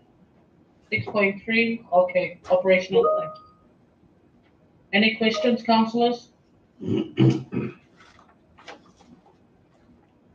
worries. So, and Suzanne, that was only for noting? So Chair, now this needs a resolution. The officer recommendation reads that the council receives and notes the progress report on the implementation of the 24-25 operational plan for the period April to June 2025, which is Q4. Thank you, Suzanne. Councillors, I'd like to call for a mover and a second now. Moved by Councillor Fell and Fell. Moved by Councillor Pearson and seconded by Councillor Fell. All in favour? Aye. Any against? If none against, motion carried. Next agenda item, number 7, engineering services is nil. So we can move on. That's correct, Adia? Yes, I don't have any update other than the one that David did back for July. That's all. So we'll move on to agenda item 8, financial services. Thank you, Holly. Through the chair, this report is on page 71 of the PDF documents. It's the dashboard report for the July month. So, Deputy Mayor, I will take this as read and highlight the main components if you're happy with that. So through the chair, Yeah. so through the chair, Sorry, yes. Through the chair, as at 31 July 25, Council's operating result before depreciation shows a surplus of $16.4 million. So that's $4.9 million better than budget. This is mainly due to most departments spending less than expected and the early payment of the ICFP funding. So the ICFP funding, when we did the original budget, was expected to be paid in October, which is the similar time that it was paid last financial year. However, the government did make a decision to make that payment early. So it is in July. So it's just making our position look better than expected. And that is also offset by the financial assistance grant. We did expect to receive $13.5 million in July. However, we received 50% of the payment in June 25, and the rest to be distributed in quarterly payments over the 25-26. Those timing adjustments, so we still received the money, it's just the timing of when we did receive it. So those timing adjustments will be updated when we do budget review. So through the chair, the operating result to date is favourable by the $5 million, as I said, primarily due to the early receipt of the ICFP payment, offset by the, I suppose, the payment in June for the financial assistance grant. Our expenditure is $1.9 million in a favourable variance. So there's two main reasons for that. We've got a $250,000 reduction in employee benefits, and that's just due to the number of vacancies that we have across the organisation.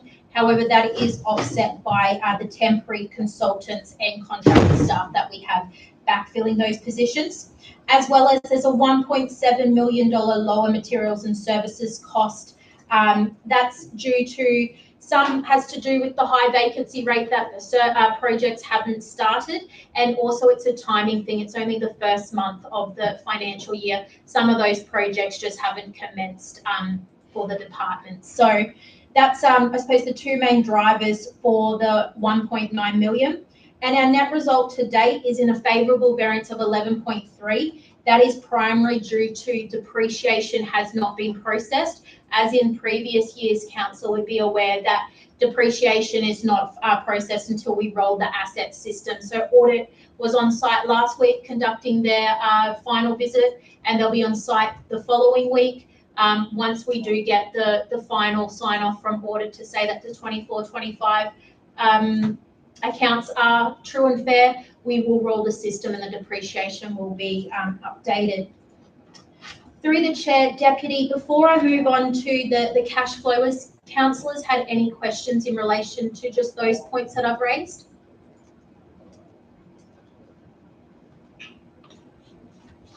Councillors, any questions or comments? No, thank you, Holly. So through the chair, I did talk about it before in relation to Councillor Ali Salah's question. But if we look at our cash forecasting, you can see that our unrestricted cash is above the 4 months liquidity. The primarily reason for that is that we did have those upfront payments of the financial assistance grant and also the ICFP payments. Those payments are to last council for the full financial year. So you can see that that red line is on a declining factor, and by the end of the year, we are well below the 4 months liquidity. So although in the month of July, it looks like we're doing fantastic for that 4 months liquidity, that is just due to those two payments that have been made. So we, as I said, we still need to be very on our game in relation to trying to get more unrestricted cash within TSIRC's bank account.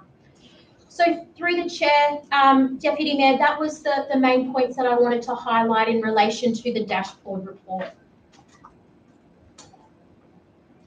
Esther, Holly, councillors, any questions or comments? If not, Holly, wait a second, I'm just navigating. We can move on to agenda item 8.2. Through the chair, Contractual matter. Through the chair, Deputy, I Did just we need a move about a resolution? second, if that's all right. Yes, that's fine.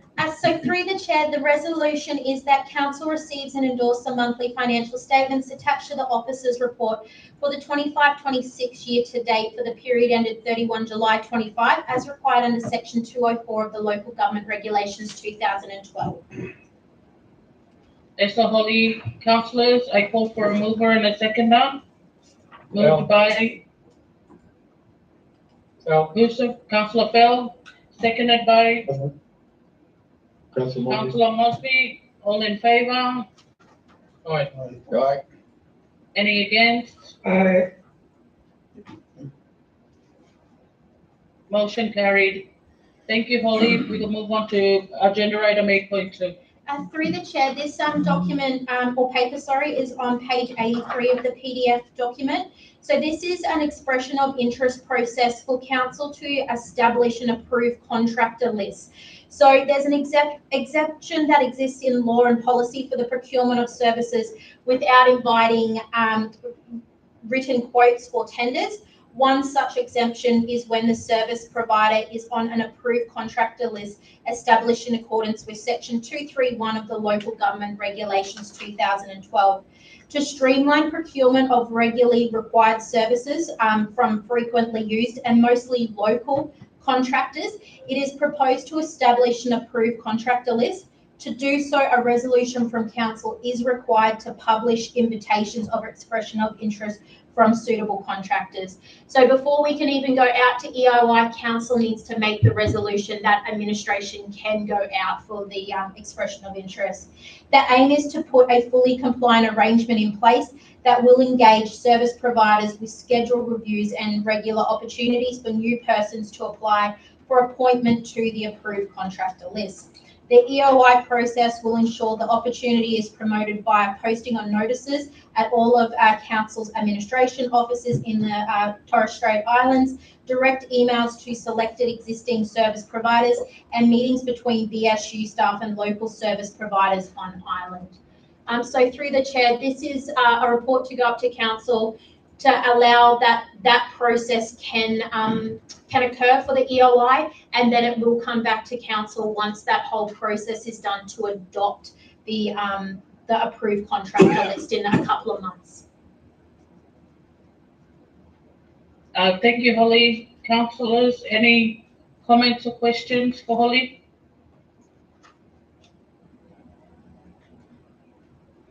No, Holly, I'll hand it over to you for the officer's recommendation. Or Councillor Durante.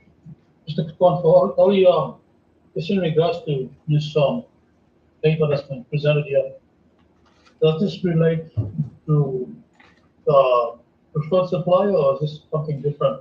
So through the chair, Councillor Durante, this is another option that council can take. So that you've got the preferred supplier under the regulation. That is, I suppose, one option that council has taken. This just allows another option for contractors to come on board under the legislation that makes it compliant as well, Councillor Durante. Okay, thank you. So, Councillor Durante, any other questions, councillors?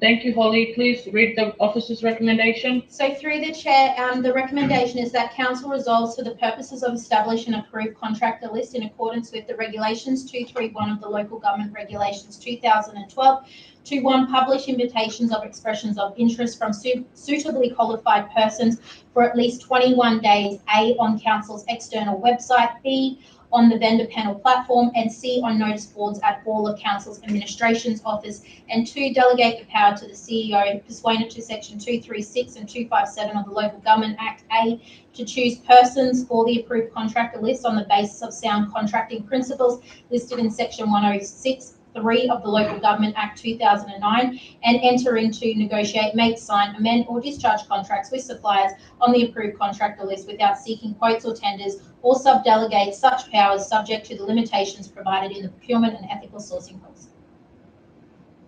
Thank you, Holly. Councillors, could I call for a mover and a seconder? Moved by Tamu and Councillor Fell. Seconded by Councillor Fell. All in favour? Aye. Any against? None against. Motion carried. Thank you, Holly. We can move to agenda item 8.3, Auditors General's Observation Report on the interim audit for the year ending 30th of June 2025. Thank you, Deputy Mayor. So through the chair, this is paper is on page 86 of the PDF document. So this is in relation to the interim audit for council that did occur in about May. This report did go to audit committee, and now under legislation, it is required to be tabled through council. So through the chair, QAI identified no new matters while completing their audit procedures during the interim visit, which is a very good a point to have. However, council still does have several unresolved issues reported from prior years. So management has provided formal responses to QAO on each of the issues raised, which have been presented and supported by council's audit committee. QAO has accepted management responses. So through the chair and councillors, audit committee does, I suppose, review and regularly monitor these, I suppose, outstanding items. So as I said, there was no new items raised. However, we do have a number of outstanding. You will see on page 1 of the QAO document, It does have that. We still do have two significant, we have three significant issues still outstanding. The first one is in relation to the lack of the quality assurance over information provided by audit. So management has acknowledged that there was a lack of quality, and that was due to a lot of resourcing issues in the prior year. We have had very good feedback by audit for the 24-25 year, and with all expectations, we are hoping that that one will be cleared. Audit will not clear or make comment on that deficiency until after the final audit occurs. The second significant deficiency is in relation to IT user control environment.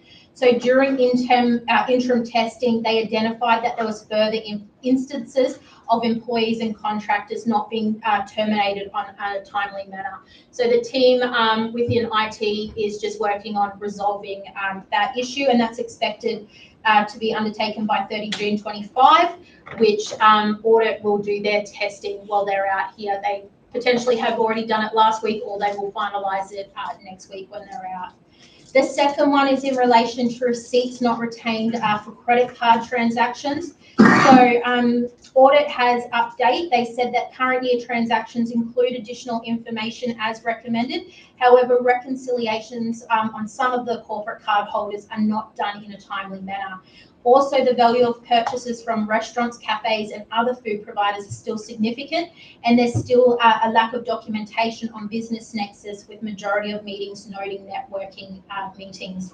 So through the chair, councillors may remember that in March 25, there was the entertainment policy that was refreshed, which then put certain requirements in relation to entertainment purchases and the requirement for the CEO to have the mayor's approval to undertake such expenditure. We also do have just recently undertaken training with all corporate card holders to make sure that they are aware of their obligations, and they have been required to sign documentation, which we have provided for them.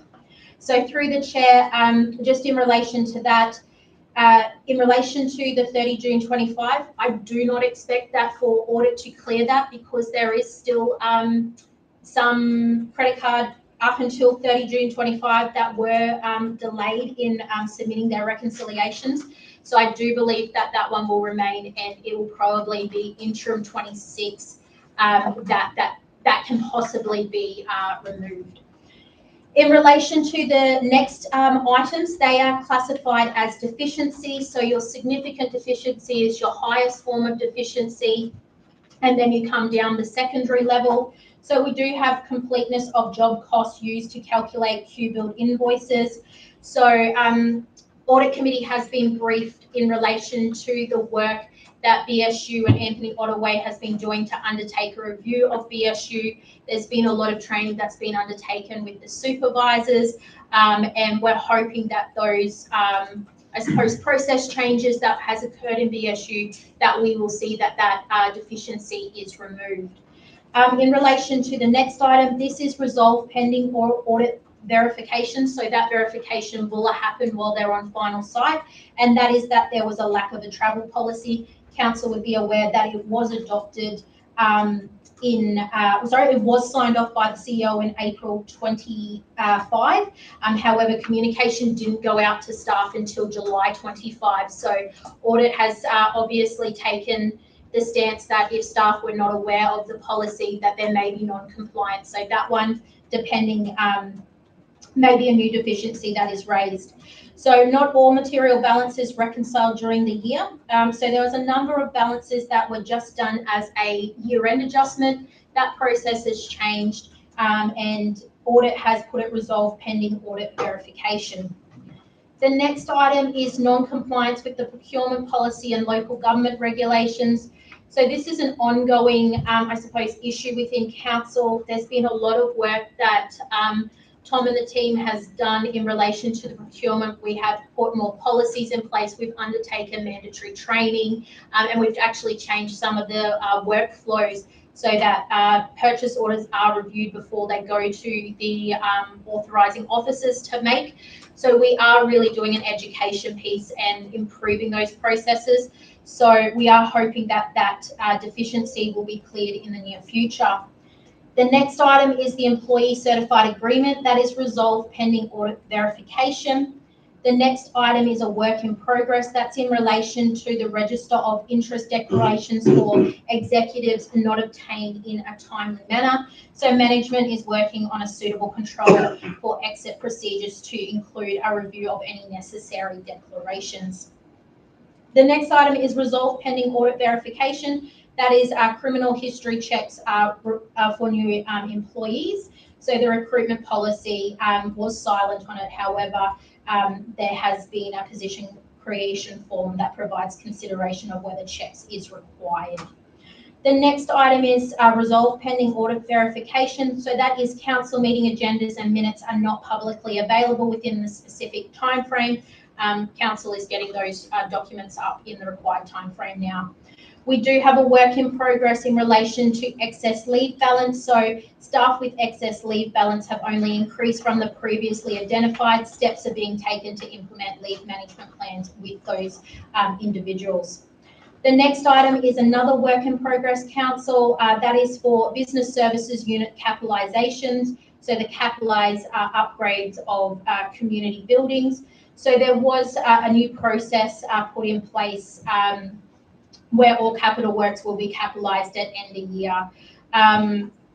So through the chair, the next item is audit has resolved that already, and that was independent declarations were not completed by the evaluation panel.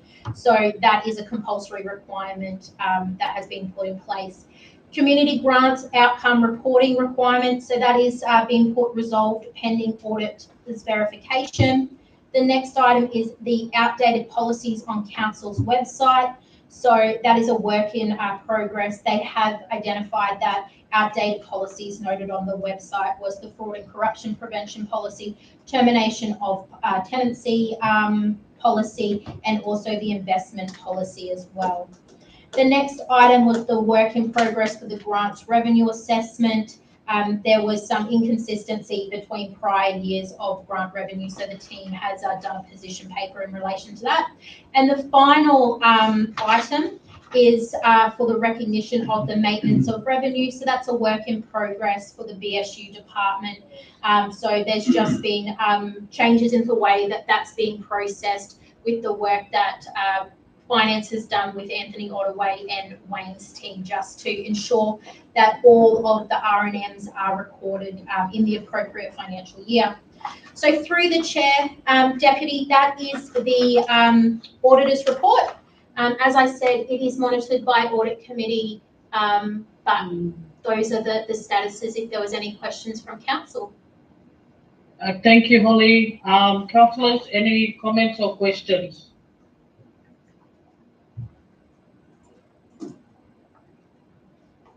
No? I'll hand it back over to you, Holly, to read the officer's recommendation. So it's Councillor Fell and Councillor Ali, but there was on the audit committee. So through the chair, it is Councillor Fell and Councillor Mosby who's on the audit Councillor committee. Mosby. If I can just, Deputy Mayor? Yep. Maybe the comment is not relevant now because we're live streaming, so I'll hold my comments. Yep. Excellent, Councillor Fell. Holly, I'll hand it over to you. So through the chair, the recommendation is that council notes the Auditor's General Observation Report on the interim audit for the year ended 30 June 2025. Excellent, Holly. Could I call for a mover and a seconder? Moved by Fell. Councillor Fell, seconded by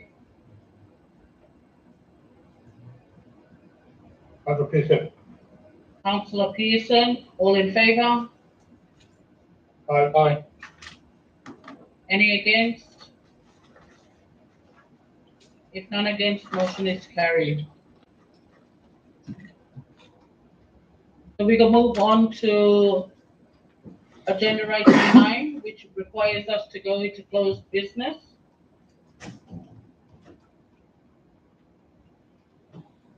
Let us go.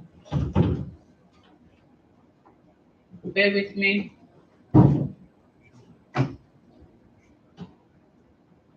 Council resolves to close the meeting to the public pursuant to section 254J of the Local Government Regulation 2012 to allow the council to discuss items listed on the agenda for closed discussion and for the reason outlined under those items. Councillors, could I call for a mover and a seconder? Moved by Councillor Mai, seconded by Levi. Councillor Fell. All in favour? Aye. Any against? Motion carried. Thank you, councillors. We are now in closed business.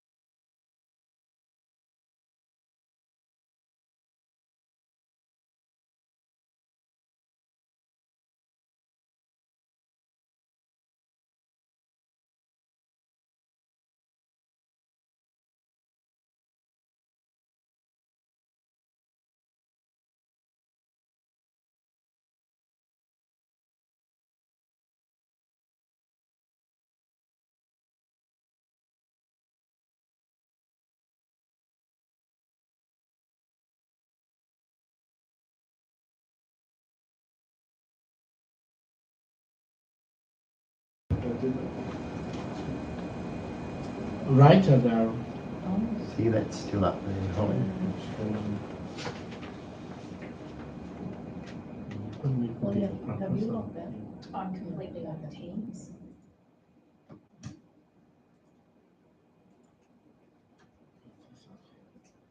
It's just a image Yeah, issue. I think we are. We're live.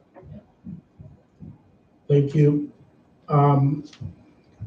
We'll start at corporate services, 13.1. We'll read the following motions or recommendation that's been endorsed with the following mover seconder. Thank you. 13.1. Through the chair, 13.1, the officer recommendation was that council resolves to note the content of an interim submission tabled with the Department of Local Government on 17th July 2025 on the expiry of subordinate legislation, Aboriginal and Torres Strait Islander Communities Justice Land and Other Matters Regulation 2008. And 2, note the legal advice received from McDonald's law on the expiring subordinate legislation. And 3, endorse council's interim submission and instruct the chief executive officer to write to the Minister for Local Government enclosing a copy of council's formal submission on the expiry of the subordinate legislation, Aboriginal and Torres Strait Islander Communities Justice Land and Other Matters Regulation 2008. This resolution was moved by Councillor Fell and seconded by Councillor Pearson. All councillors were in favour. Thank you. Next, engineering for 14.1.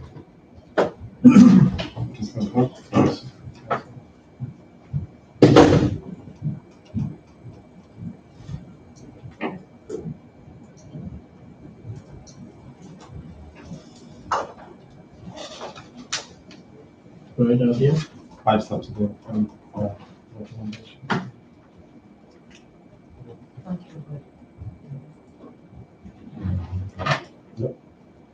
The recommendation is that council resolves to approve amendment to purchase order PYO 0005422 to TSIRC Proprietary Limited for the sum of up to 900,000 excluding GST, accounting for forecasted freight services and pursuant to section 257 of the Local Government Act 2009 to delegate to the Chief Executive Officer power to make, amend, or discharge the purchase order PYO 000522 and power to negotiate, finalize, and execute any and all matters associated with or in relation to this project and funding and contract, including without limitations, any options and or variations, which was moved by Councillor Ansala and seconded by Councillor Fell. Thank you. Next. 14.2.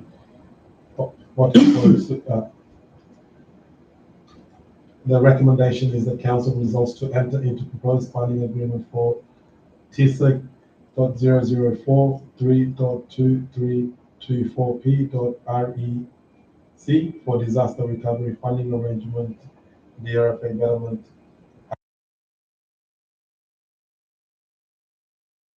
TSIRC .004.3.2324P.REC for grant sum of up to $4,700,496.23 excluding GST and pursuant to section 257 of the Local Government Act 2009 to delegate to the Chief Executive Officer power to make, amend, or discharge the funding agreement and power to negotiate, finalize, execute any and all matters associated with or in relation to this project and funding agreement, including without limitation, any options and or variations. This was moved by Councillor Tamu and seconded by Councillor Ensal. Thank you. Next, 14.3. 14.3. The recommendation is that council resolves to note this report. It was moved by Councillor Wassamo and seconded by Councillor Pisa. Thank you. Next, financial services. At Through the chair, 15 was that council resolves in accordance with regulation 235A and 235B of the local government regulations 2012 that no quotes or tenders need to be sought prior to procuring goods and services from the supplier listed in attachment A, because council is satisfied that either A, those suppliers are the only supplier reasonably available, or B, it would be impractical or disadvantageous for council to invite quotes or tenders because of the specialised or confidential nature of the service offered by those suppliers. 2, to adopt the sole supplier register appended as Appendix 1. 3, to delegate power to the Chief Executive Officer pursuant to Section 236 and 257 of the Local Government Act 2009 to enter into, negotiate, make, sign, amend, or discharge contracts with suppliers on the sole supplier register without seeking quotes or tenders, or subdelegate such powers subject to the limitations provided for in the procurement and ethical sourcing policy. And 4, to note the expenditure against sole supplier detailed in attachment A. That was moved by Councillor Wasmo, second by Councillor Pearson, and all was in favour.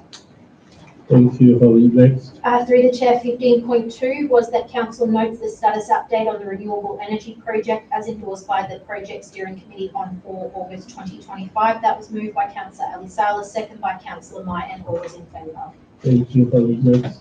Through the chair, 15.3, recommendation was that council resolves to A, to note the 24-25 comprehensive valuation results conducted by JLL, and B, delegate the authority to the Chief Executive Officer in accordance with the Local Government Act 2009 to finalise the 24-25 comprehensive asset revaluation review, including but not limited to applying the fair value movements identified in the JLL report in TSIRC's financial records to the various asset classes. That was moved by Councillor Ali Salas, second by Councillor Tamu, and all was in favour. Thank you, Holly. We're now up to agenda item 18.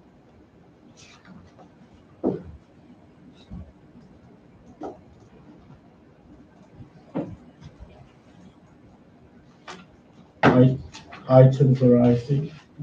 Have we got the people found it? Yes. Okay, so councillors, we've got under strategic matters, we've invited Scott and Sandy, who have been working closely with governance and leadership.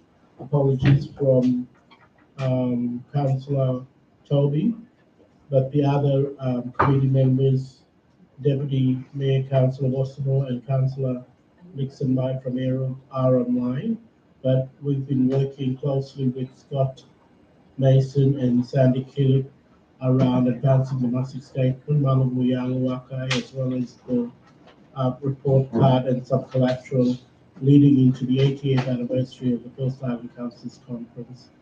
So we're gonna go straight over to them. We're just mindful of time as well. Over to you, Sandy and Scott. Big yes for you to time. Want to start, Sandy? Yes, thanks so much, Scott. Echo to Deputy Mayor Wassamo and Councillor Mai for the many meetings that we've had and conversations, and also inputs by emails from the acting CEO as well. I'd like to share my screen to show you what the document that will be available to all councillors to hand out. I don't know how well this is going to show up for you. So this document has been prepared for you to hand out at community gatherings, and we are excited that the document is one that we think people will be able to see themselves in. The main changes to the current version are that we now have the name Malangu Yungu Wakai in the 3 languages. So we have both language groups across the Torres and also the Aboriginal name, and that's repeated throughout the document. The other things that are new in the document are we have a call to action, which we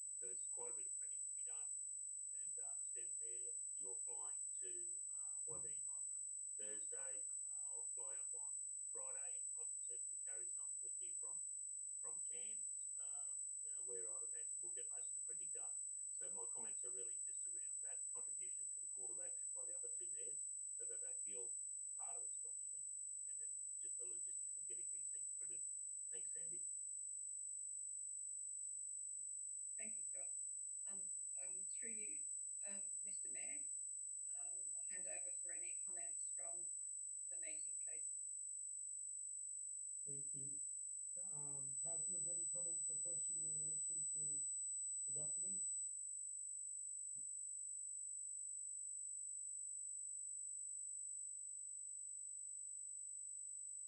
Through the chair, just for councillors' attention, also, Daryl has sent this document through our emails.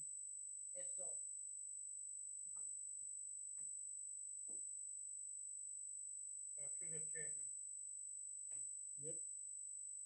Applicant.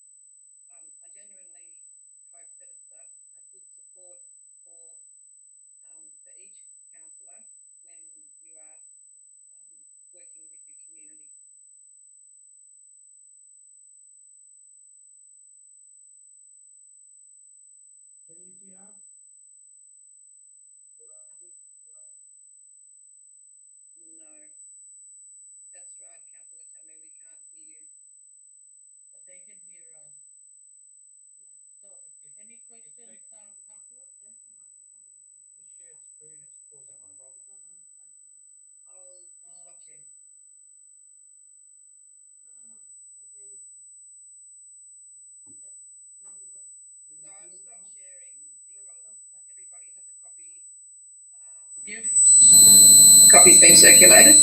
Can you hear us now? We can hear you, James Office. Thank you. Okay, thank you. We're back online. Scott, and thanks for putting this together and the advisory committee for governance and leadership. This has also been tabled at the ROC meeting last week, and councils, traditional owners on APA were also invited to have input into it.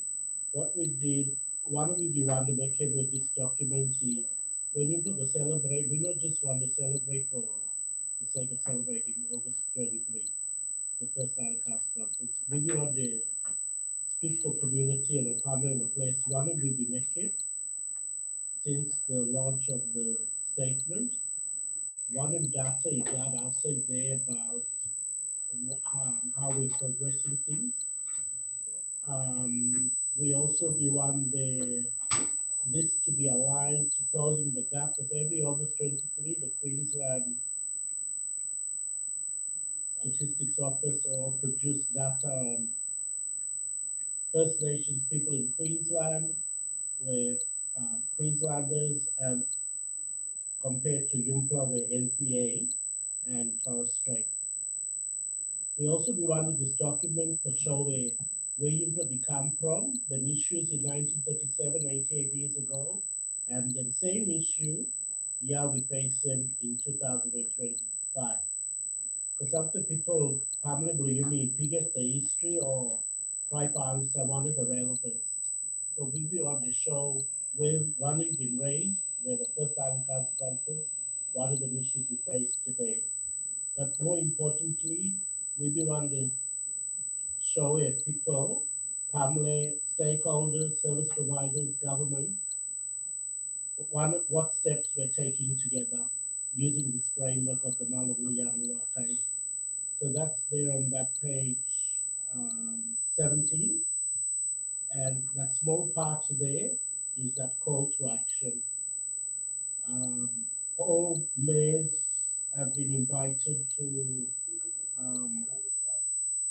comment on this. And a copy of the statement we put in inside with this one too for remind people, and then key terms behind that document around words when you mean using the island way, that look listen at that Malumu Yang Wakai. Sandy, Sandy and Scott, we've been advised by Councillor Kaige that it's not Mirkak, it's Mirkok, Mirkok. Mirkak, as were explained by Councillor Kaige, is without voice, silent. And Mirkok is voice. So if we can change that, Mirkok, and we've got that NPA version there. The wording, the reference of it, the island way, the self-determination explanation there underneath, regional autonomy, and that's enough case the wording of it. So we thought we'd put those key terms of reference there so that people understand. When you explain page 15 for Pamela, people can speak them things in 1937, them things be extracted or taken out from the minutes of the meeting.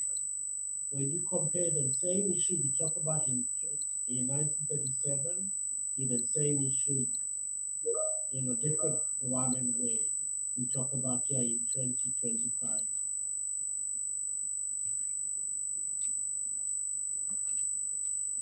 Any questions?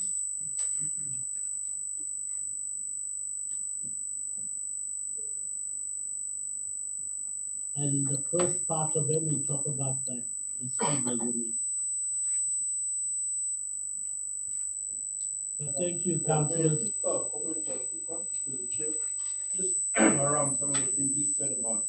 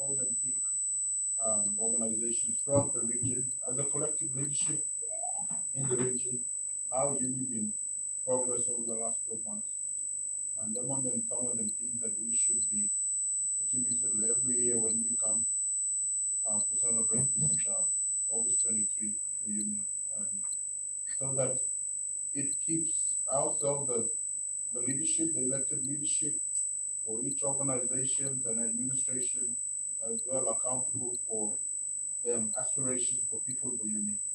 Because we are put here around this table to drive vision and aspiration for Uyuni people. Demonia for all people of Uyuni is to sit down as aspiration will not been achieved yet. So, well, every year when we come, we should be at least we celebrate and we also give a reflection of what we do in the last 12 months, in the last 2 years, however long, and the progress we go. What are we doing to achieve self-determination for you, region, and people? Thank you. Because I also, also with that from the council, so I think it's important with the task force to be created. And considering that we got how the makeup was, and you can say about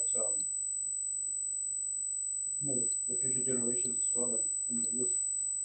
And if you guys have youth dynamic being said and how we affect them, the performance is not statement and moving forward. Like you talk about this, like it's important to talk about the history and where we come from, and like this was the exercise I think in November when we got with Sandy there. Like I found that really it was really touching because I think all of us could relate to that. Councillors there, and how you share your part, but how you take everybody else on the journey. Just manifest into one structures you got there now in terms of the task force and how the measure of the task force you just to enforce there, like when you're saying the council some more. Yes, so. And through the chair, just to add on to that, Ma'am Mosby, the information that we have on hand also aligns with what Councillor Tamu and Councillor Eli Saleh is saying. With the information we got with strategic investment plan, we know how much money we need for the region. We know how much money we're getting. Molly's telling us on a monthly basis, and same with Suzanne. And one MBB achieved within the year. All of the projects that we're delivering our communities. So. Thank you. I take it there's no further comments or questions.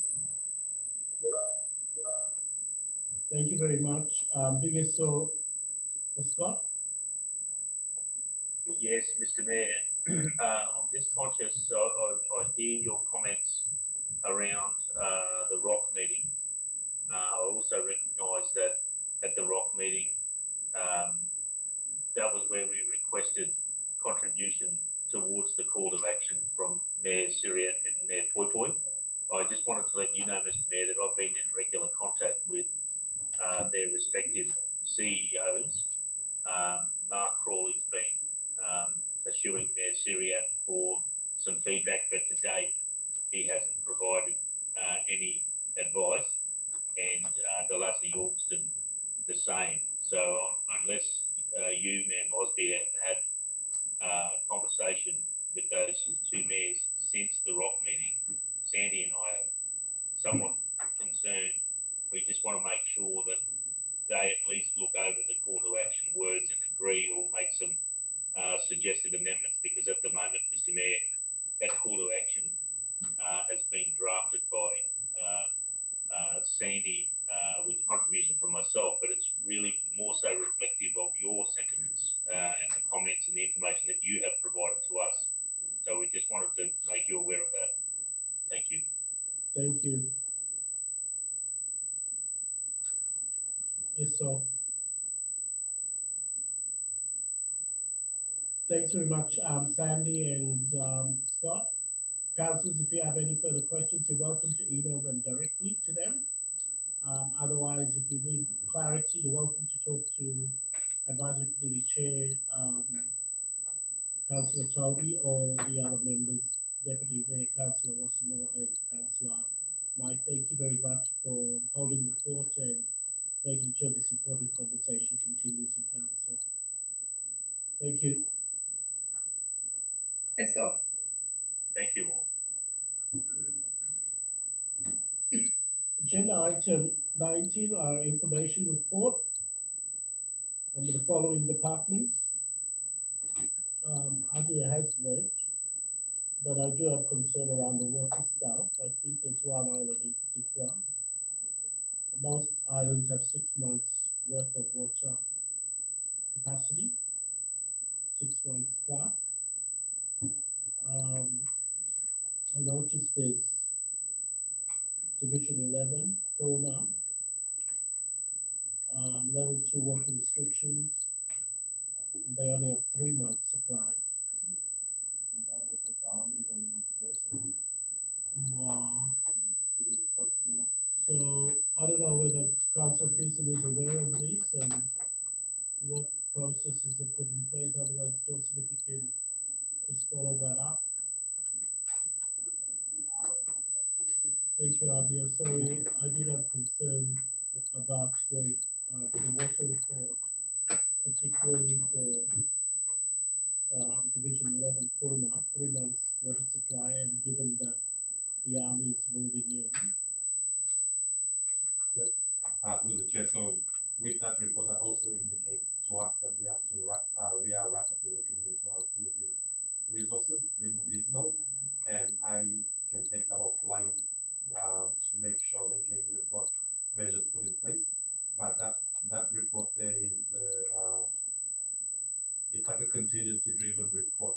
Yep. For make sure that we know that with 3 months we've got the drinking water quality management plan that indicates what measures we need to put in place to make sure that the community put in a position that Saibai was back in 2015, where we have to set in a SWOT type approach to DSL pipes put through community to pump water. Okay. Well, thank you. I appreciate the report and giving council oversight into what capacity or capability we have for current infrastructure. Another one, just taken for your company, Councillor Pearson's company, is that we've got a technical officer on Purmo that's also doing additional work behind the scenes to better inform our water security position on Purmo.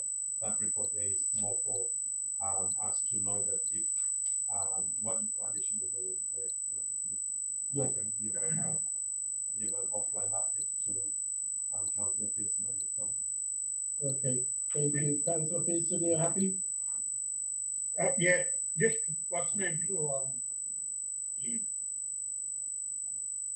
my understanding, I met up with one of them army blokes here that they got access to fix the diesel or something.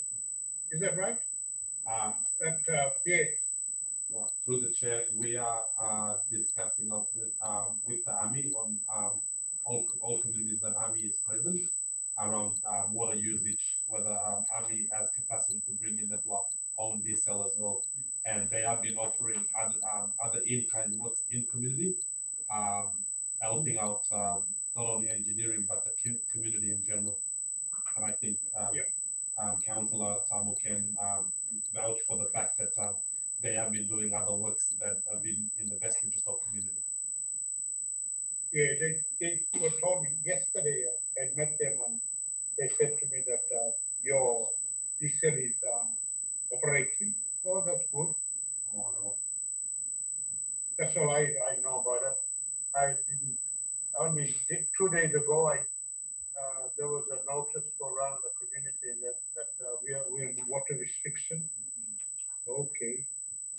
Didn't know that our diesel was down for quite some time, or was it running? I don't know. Never been told, but that's good to know that. And through the through the chair as well, we also precautionary put out water restrictions rather than wait until it is water restriction time, just around conserving water and making sure that our community is adhering to the water restrictions and the fact that we're going into the September month, which is the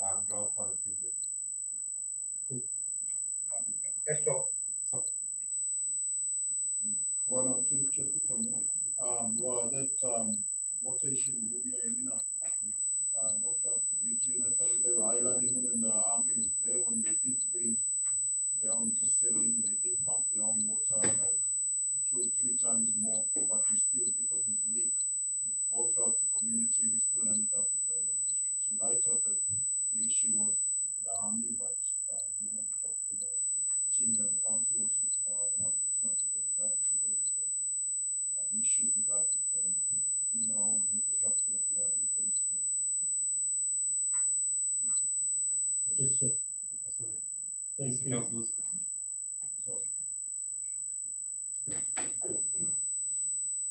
Are there any other matters, councillors, from the information report?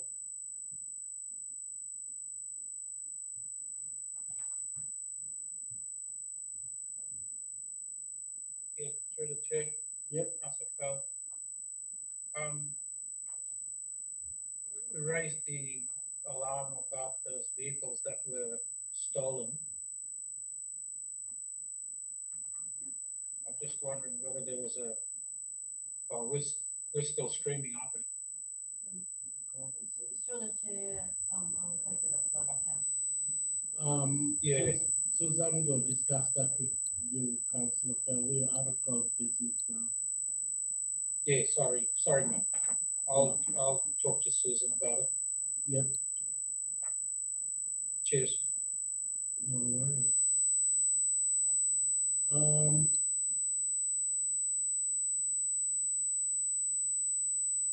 Are there any other matters?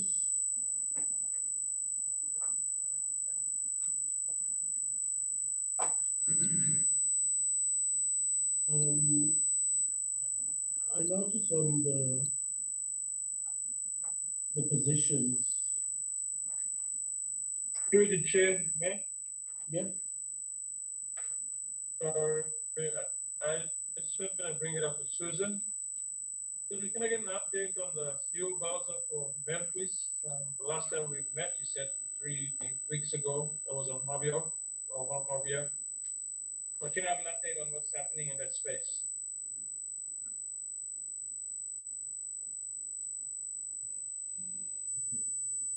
through the chair, let me just grab this information is in one of the attachments. Councillor Cargi, it is underway. There have been some supply chain issues, but I believe it will start to be installed in mid-September. We will also have to take out a wall from the shed, but that has been put into the timeline as well. I'm just trying to find some.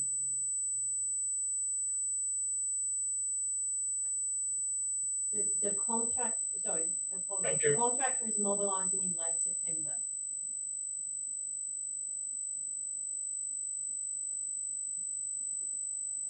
Yeah, no, I just wanted to ask you, we said 3 weeks, we're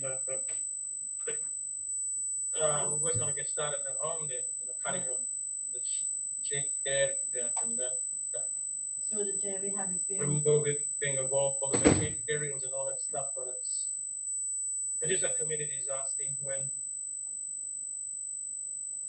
Yeah, through the chair, we have experienced ongoing barging issues. Barge delays are just on a daily basis by weeks and sometimes by months. We have town planning completed, we have PBC approval, we have the entire plan. We're ready to go, but we need to get the materials to Ireland. Okay, thank you. Yes, sir. Councillor Channel. Well,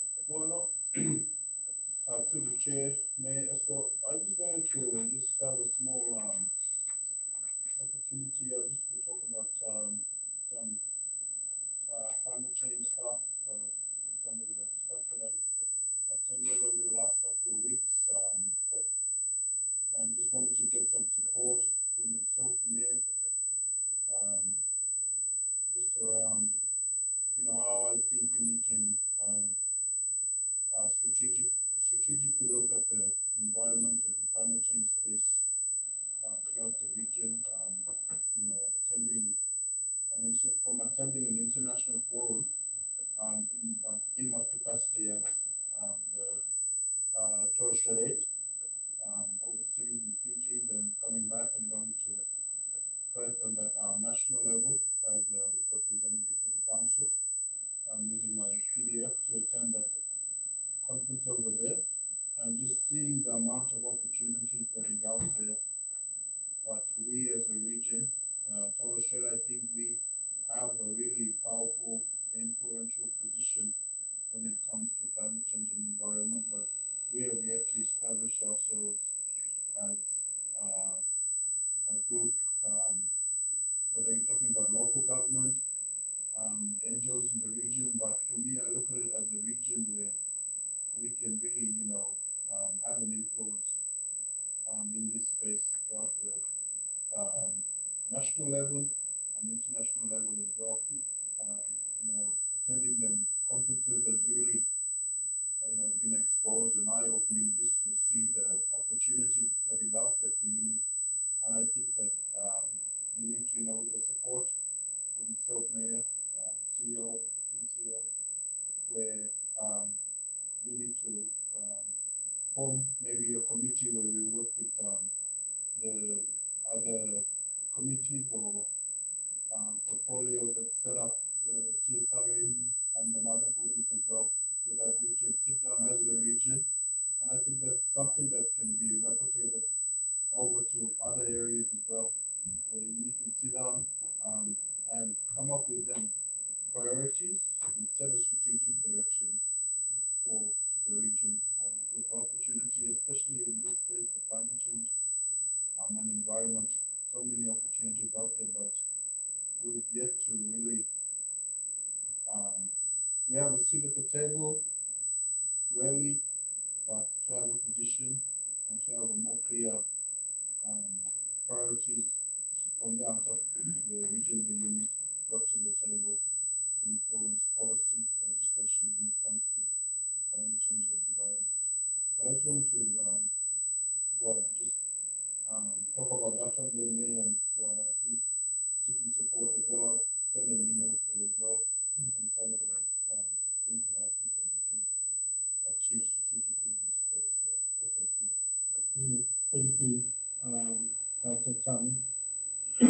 Just over the last couple of days, there's been recent development on work that's been done behind the scenes with Mirabeau and the Local Government Association, Queensland, LGAQ.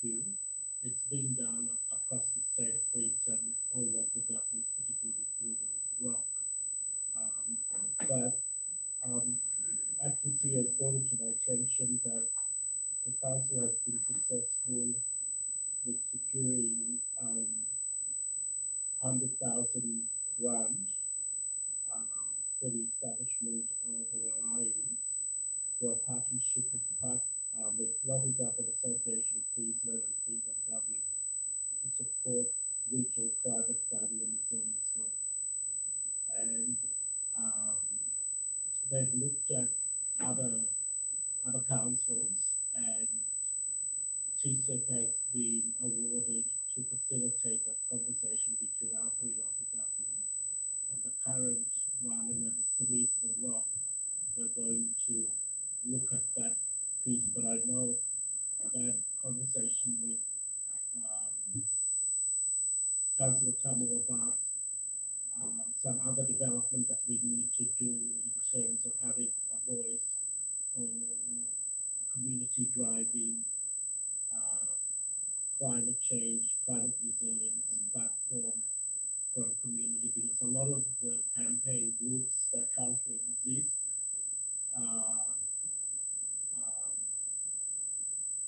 are established by external offshore off the grid entities, whether nationally or internationally, and we look at our own one. And so this is more about bringing local governments together to look at forming an alliance about addressing the impacts of climate change and but then that other piece relevant Council Tamu was talking about, I think we will be able to test the appetite with the three local governments about what policy setting we want to get for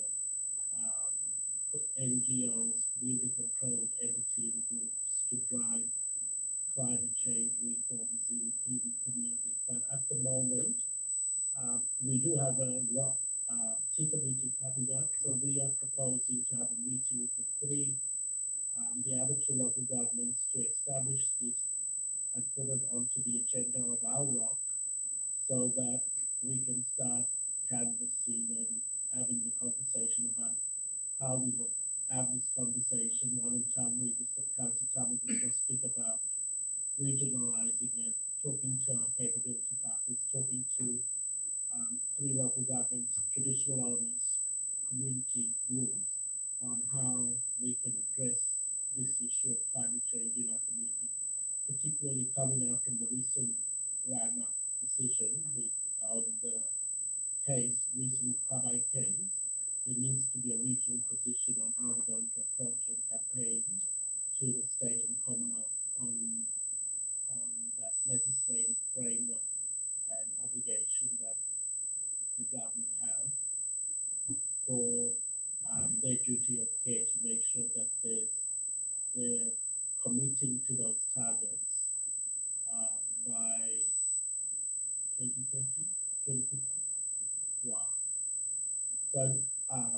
there will be a media release that will go out as part of the funding one from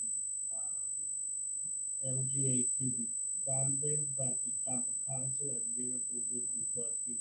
Is that correct, person? Correct, if I'm wrong. Working with us to for the running the alliance around that. So the Miracle project support with the administration and coordinate that. So there will be a shared one in between the three local governments, a media release around this money. Wow. So just thought there are developments taking place. I think the timing is right, but we just need to work out which comes first. Wow. But the TICA meeting is on the 3rd of September, so we're proposing to have the meeting on the 2nd of September with the three local governments. Wow, that's going to go on the agenda. So just in case you see something comes out on the media release, so you know, Zampa thingy there or what's that. Well, for more information, I think it's, you're welcome to contact you, Dawson, or well, in terms of the update for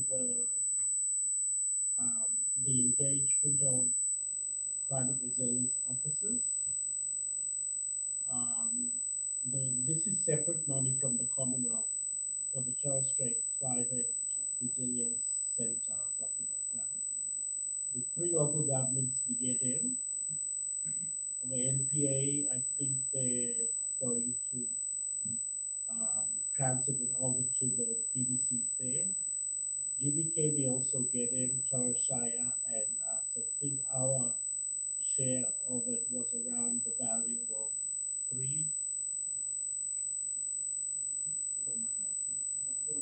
3.9 million for the engagement of 8 officers. Wow. And that one is still not into community services. So David and Dawson will work to move it to the next phase for the recruitment of those officers. And that's where we are at the moment in that space.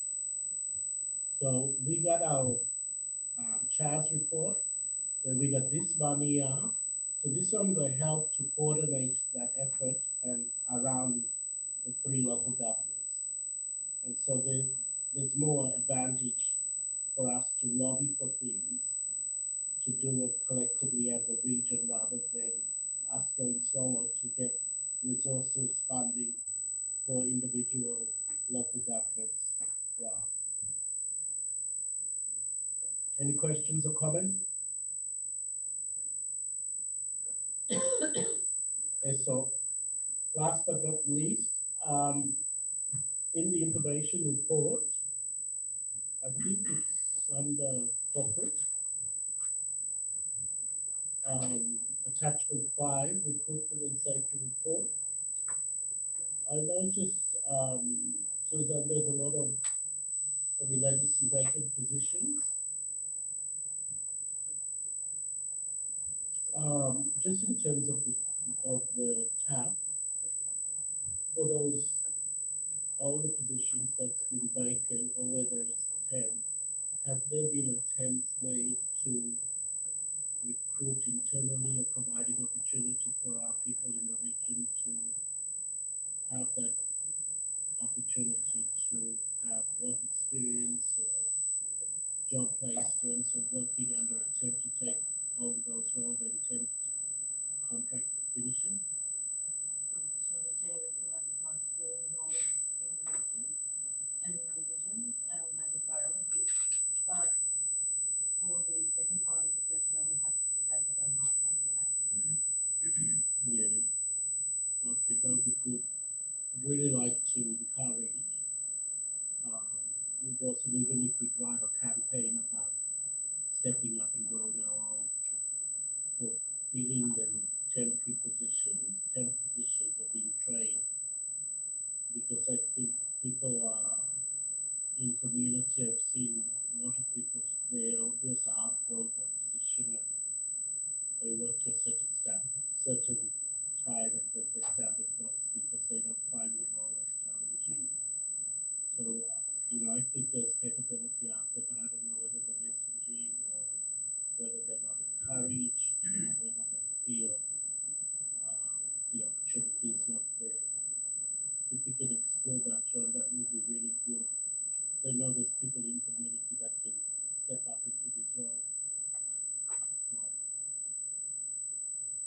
Yes, so.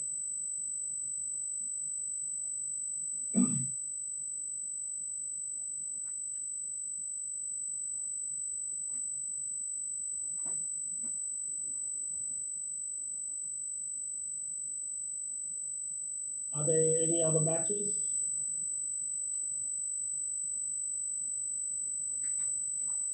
Through the chair. Yep. Well, I'm in concentrate. Just a quick one. I just want to find out just around the rock, just with the advocacy side of things. When you mentioned about like everybody go together to advocate from the Three Sister Council, has that ever started or did any of that like happen where if everybody go and advocate for something for the region or also information around that? Yeah, thank you for the question, Councillor Durante. So the three councillors started advocating to TSIRC first that the current appropriation for the MIP program, the Major Infrastructure Program, is insufficient and there needs to be a consideration about the aging infrastructure issue of the three local governments. So we've already started that conversation with the TSIRC chair, and we've also spoken to Member for Cook and the Premier on the recent visit to TI together about the issues of around safe, accessible, affordable transportation, particularly lobbying for land, air, and sea, the current freight subsidies that are going to run out.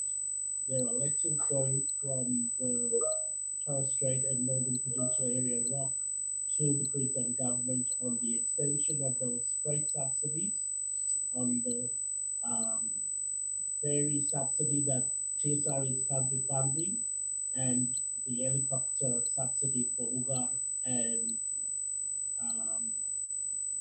Tuan. There's also we're also sending a letter from the ROC to the Queensland government on the RPT subsidy and the Qantas subsidy that people are getting from Torres and NPA. We're also writing to the TSRA and the Queensland government for the investment into for financial support for the development of a Torres Strait and Northern Peninsula area transportation strategy.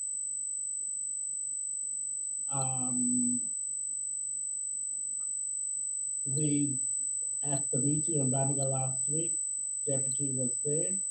We revisited the charter of the ROC, and we also looked at the 15-point plan when the ROC charter was established.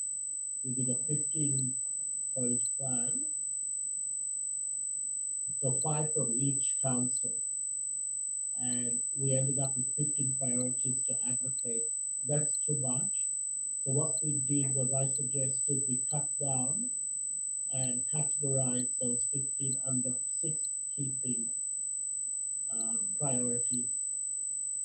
Blue security and safer regions, safe, accessible, affordable transportation, land tenure and acre title, particularly around Inua Dogat, health reforms, progressing the health issues in the region around calling for the independent correlative health investigation, restoring the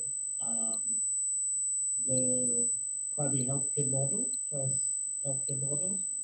We also spoke about the economic independence and participation for the development of an employment and training strategy for the 3 local government areas.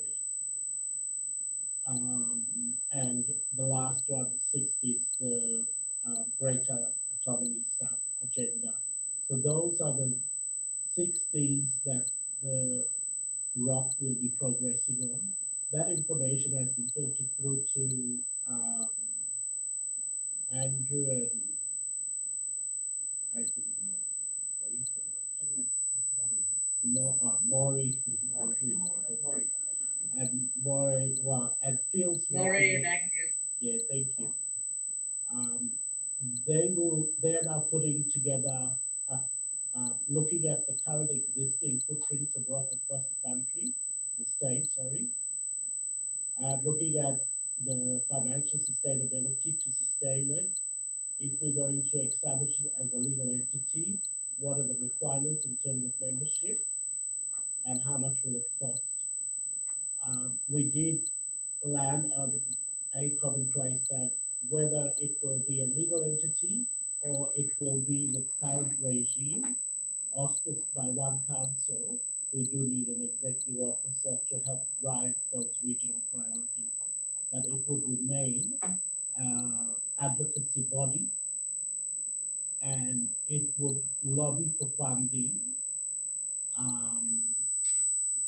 for joint projects similar to what's being done here with the Mirabu and the Local Government Association.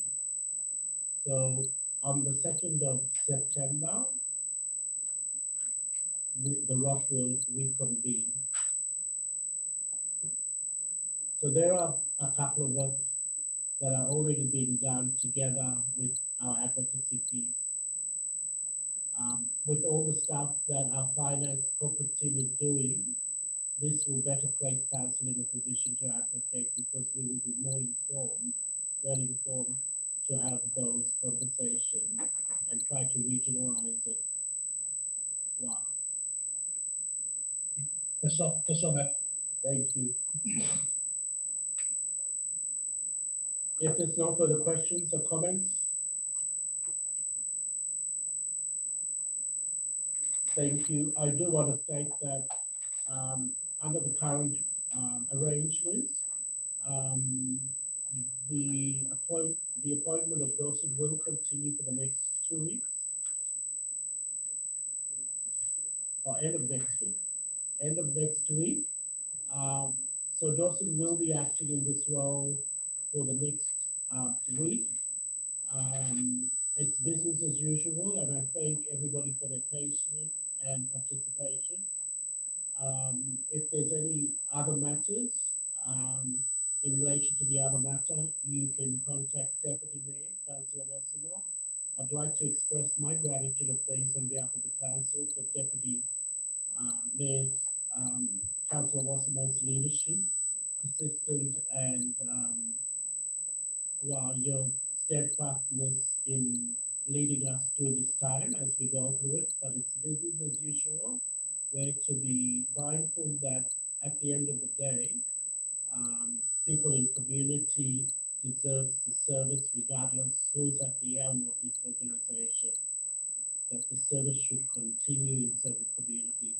But thank you everybody. Thanks Dawson, the leadership, executive leadership team for their support to Dawson in this role. And also to councillors, don't feel like you're alone out there. If you need support, advice, or need somebody to talk to, please reach out to your other colleagues or ring Dawson. And Dawson will try his best to direct you to the right person. If there's no further comments or questions, councillors, I will draw this meeting to a close. Thank you, the executive, for the reports and having this meeting today prepared. Councillor Levi, if I can invite you to do the orders of closing prayer. Yes, Mayor. You go prayer. Heavenly Father, as we come to a close, we just want to ask you, Lord, for this time We thank you, my God, for the issues that we put forward to you in our meeting. And we thank you, Lord, that everything is under your control and at your command. We thank you once again, Lord, for the leadership of Mayor Mosby, Deputy Mayor, Acting CEO, all our executive staff, councillors, and our staff and community, and our region, my God. Zenatkas, we just want to ask you, Lord, Father God, we return all glory and honor back to you. Dismiss us with your showers of blessings. Lord, as we continue, my God, with this Zagatya, we give all the glory, all the honor, and all the praise. In Jesus' name we ask and pray. Amen. Amen. Yes, so thank you very Yes, sir. much, everybody. Yes, Have sir. a nice afternoon. Thank you. Could everybody please stay on line? I know you want to show. Yeah, but they would not. Yeah. That's sorry, never come. Ah.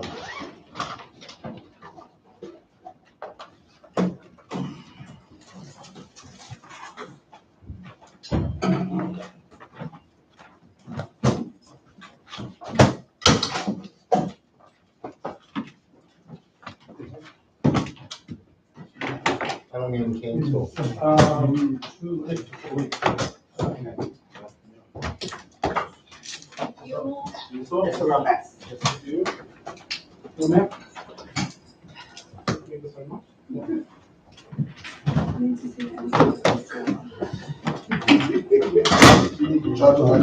Yeah, and I need to put in your order for a new one. Thank you. Thank you. Oh, sorry. Yes, oh no, you want this everything? You did it. You I'm hanging. Sorry? I'm not sure. Our warrant takes care of all that. Yeah, I haven't. For a new charger. No, Then I'll have your new charger ready for you. That's all right, you can just. Yeah, so I've got to get this one back. Yeah. I'll order you a new one Yes, please, and yeah. have it sent out to you. All right. Still want to do I don't know whether Oh, it's placed cool. mine. Well, no. I think Alarm. No, I think it was Councillor Levi. I blame him. Would you like me to charge you? Somebody asked for a charger. I don't think but it wasn't the Monday of which it was another meeting. I didn't say get a charger, no? I didn't know that. I'm trying to get Amy this morning. I was a bit stressed out last night thinking about council meeting. Oh my goodness. Council was not even bringing up. That has been the hardest bit. Ah, yeah. Oh, well, I thought that was paper. It's already been to audit committee. That's right. And it's not really defining. Very good. Yeah. Mine. Oh. One second. Thank you. We have for the week? Yeah, just going to the Monday, going to Edge. We just asked to fly down, otherwise we'll be in transit and we'll miss This one? Yeah. And just there. We closed down last night, yesterday. Yeah. We meet down on Monday, but then I get it.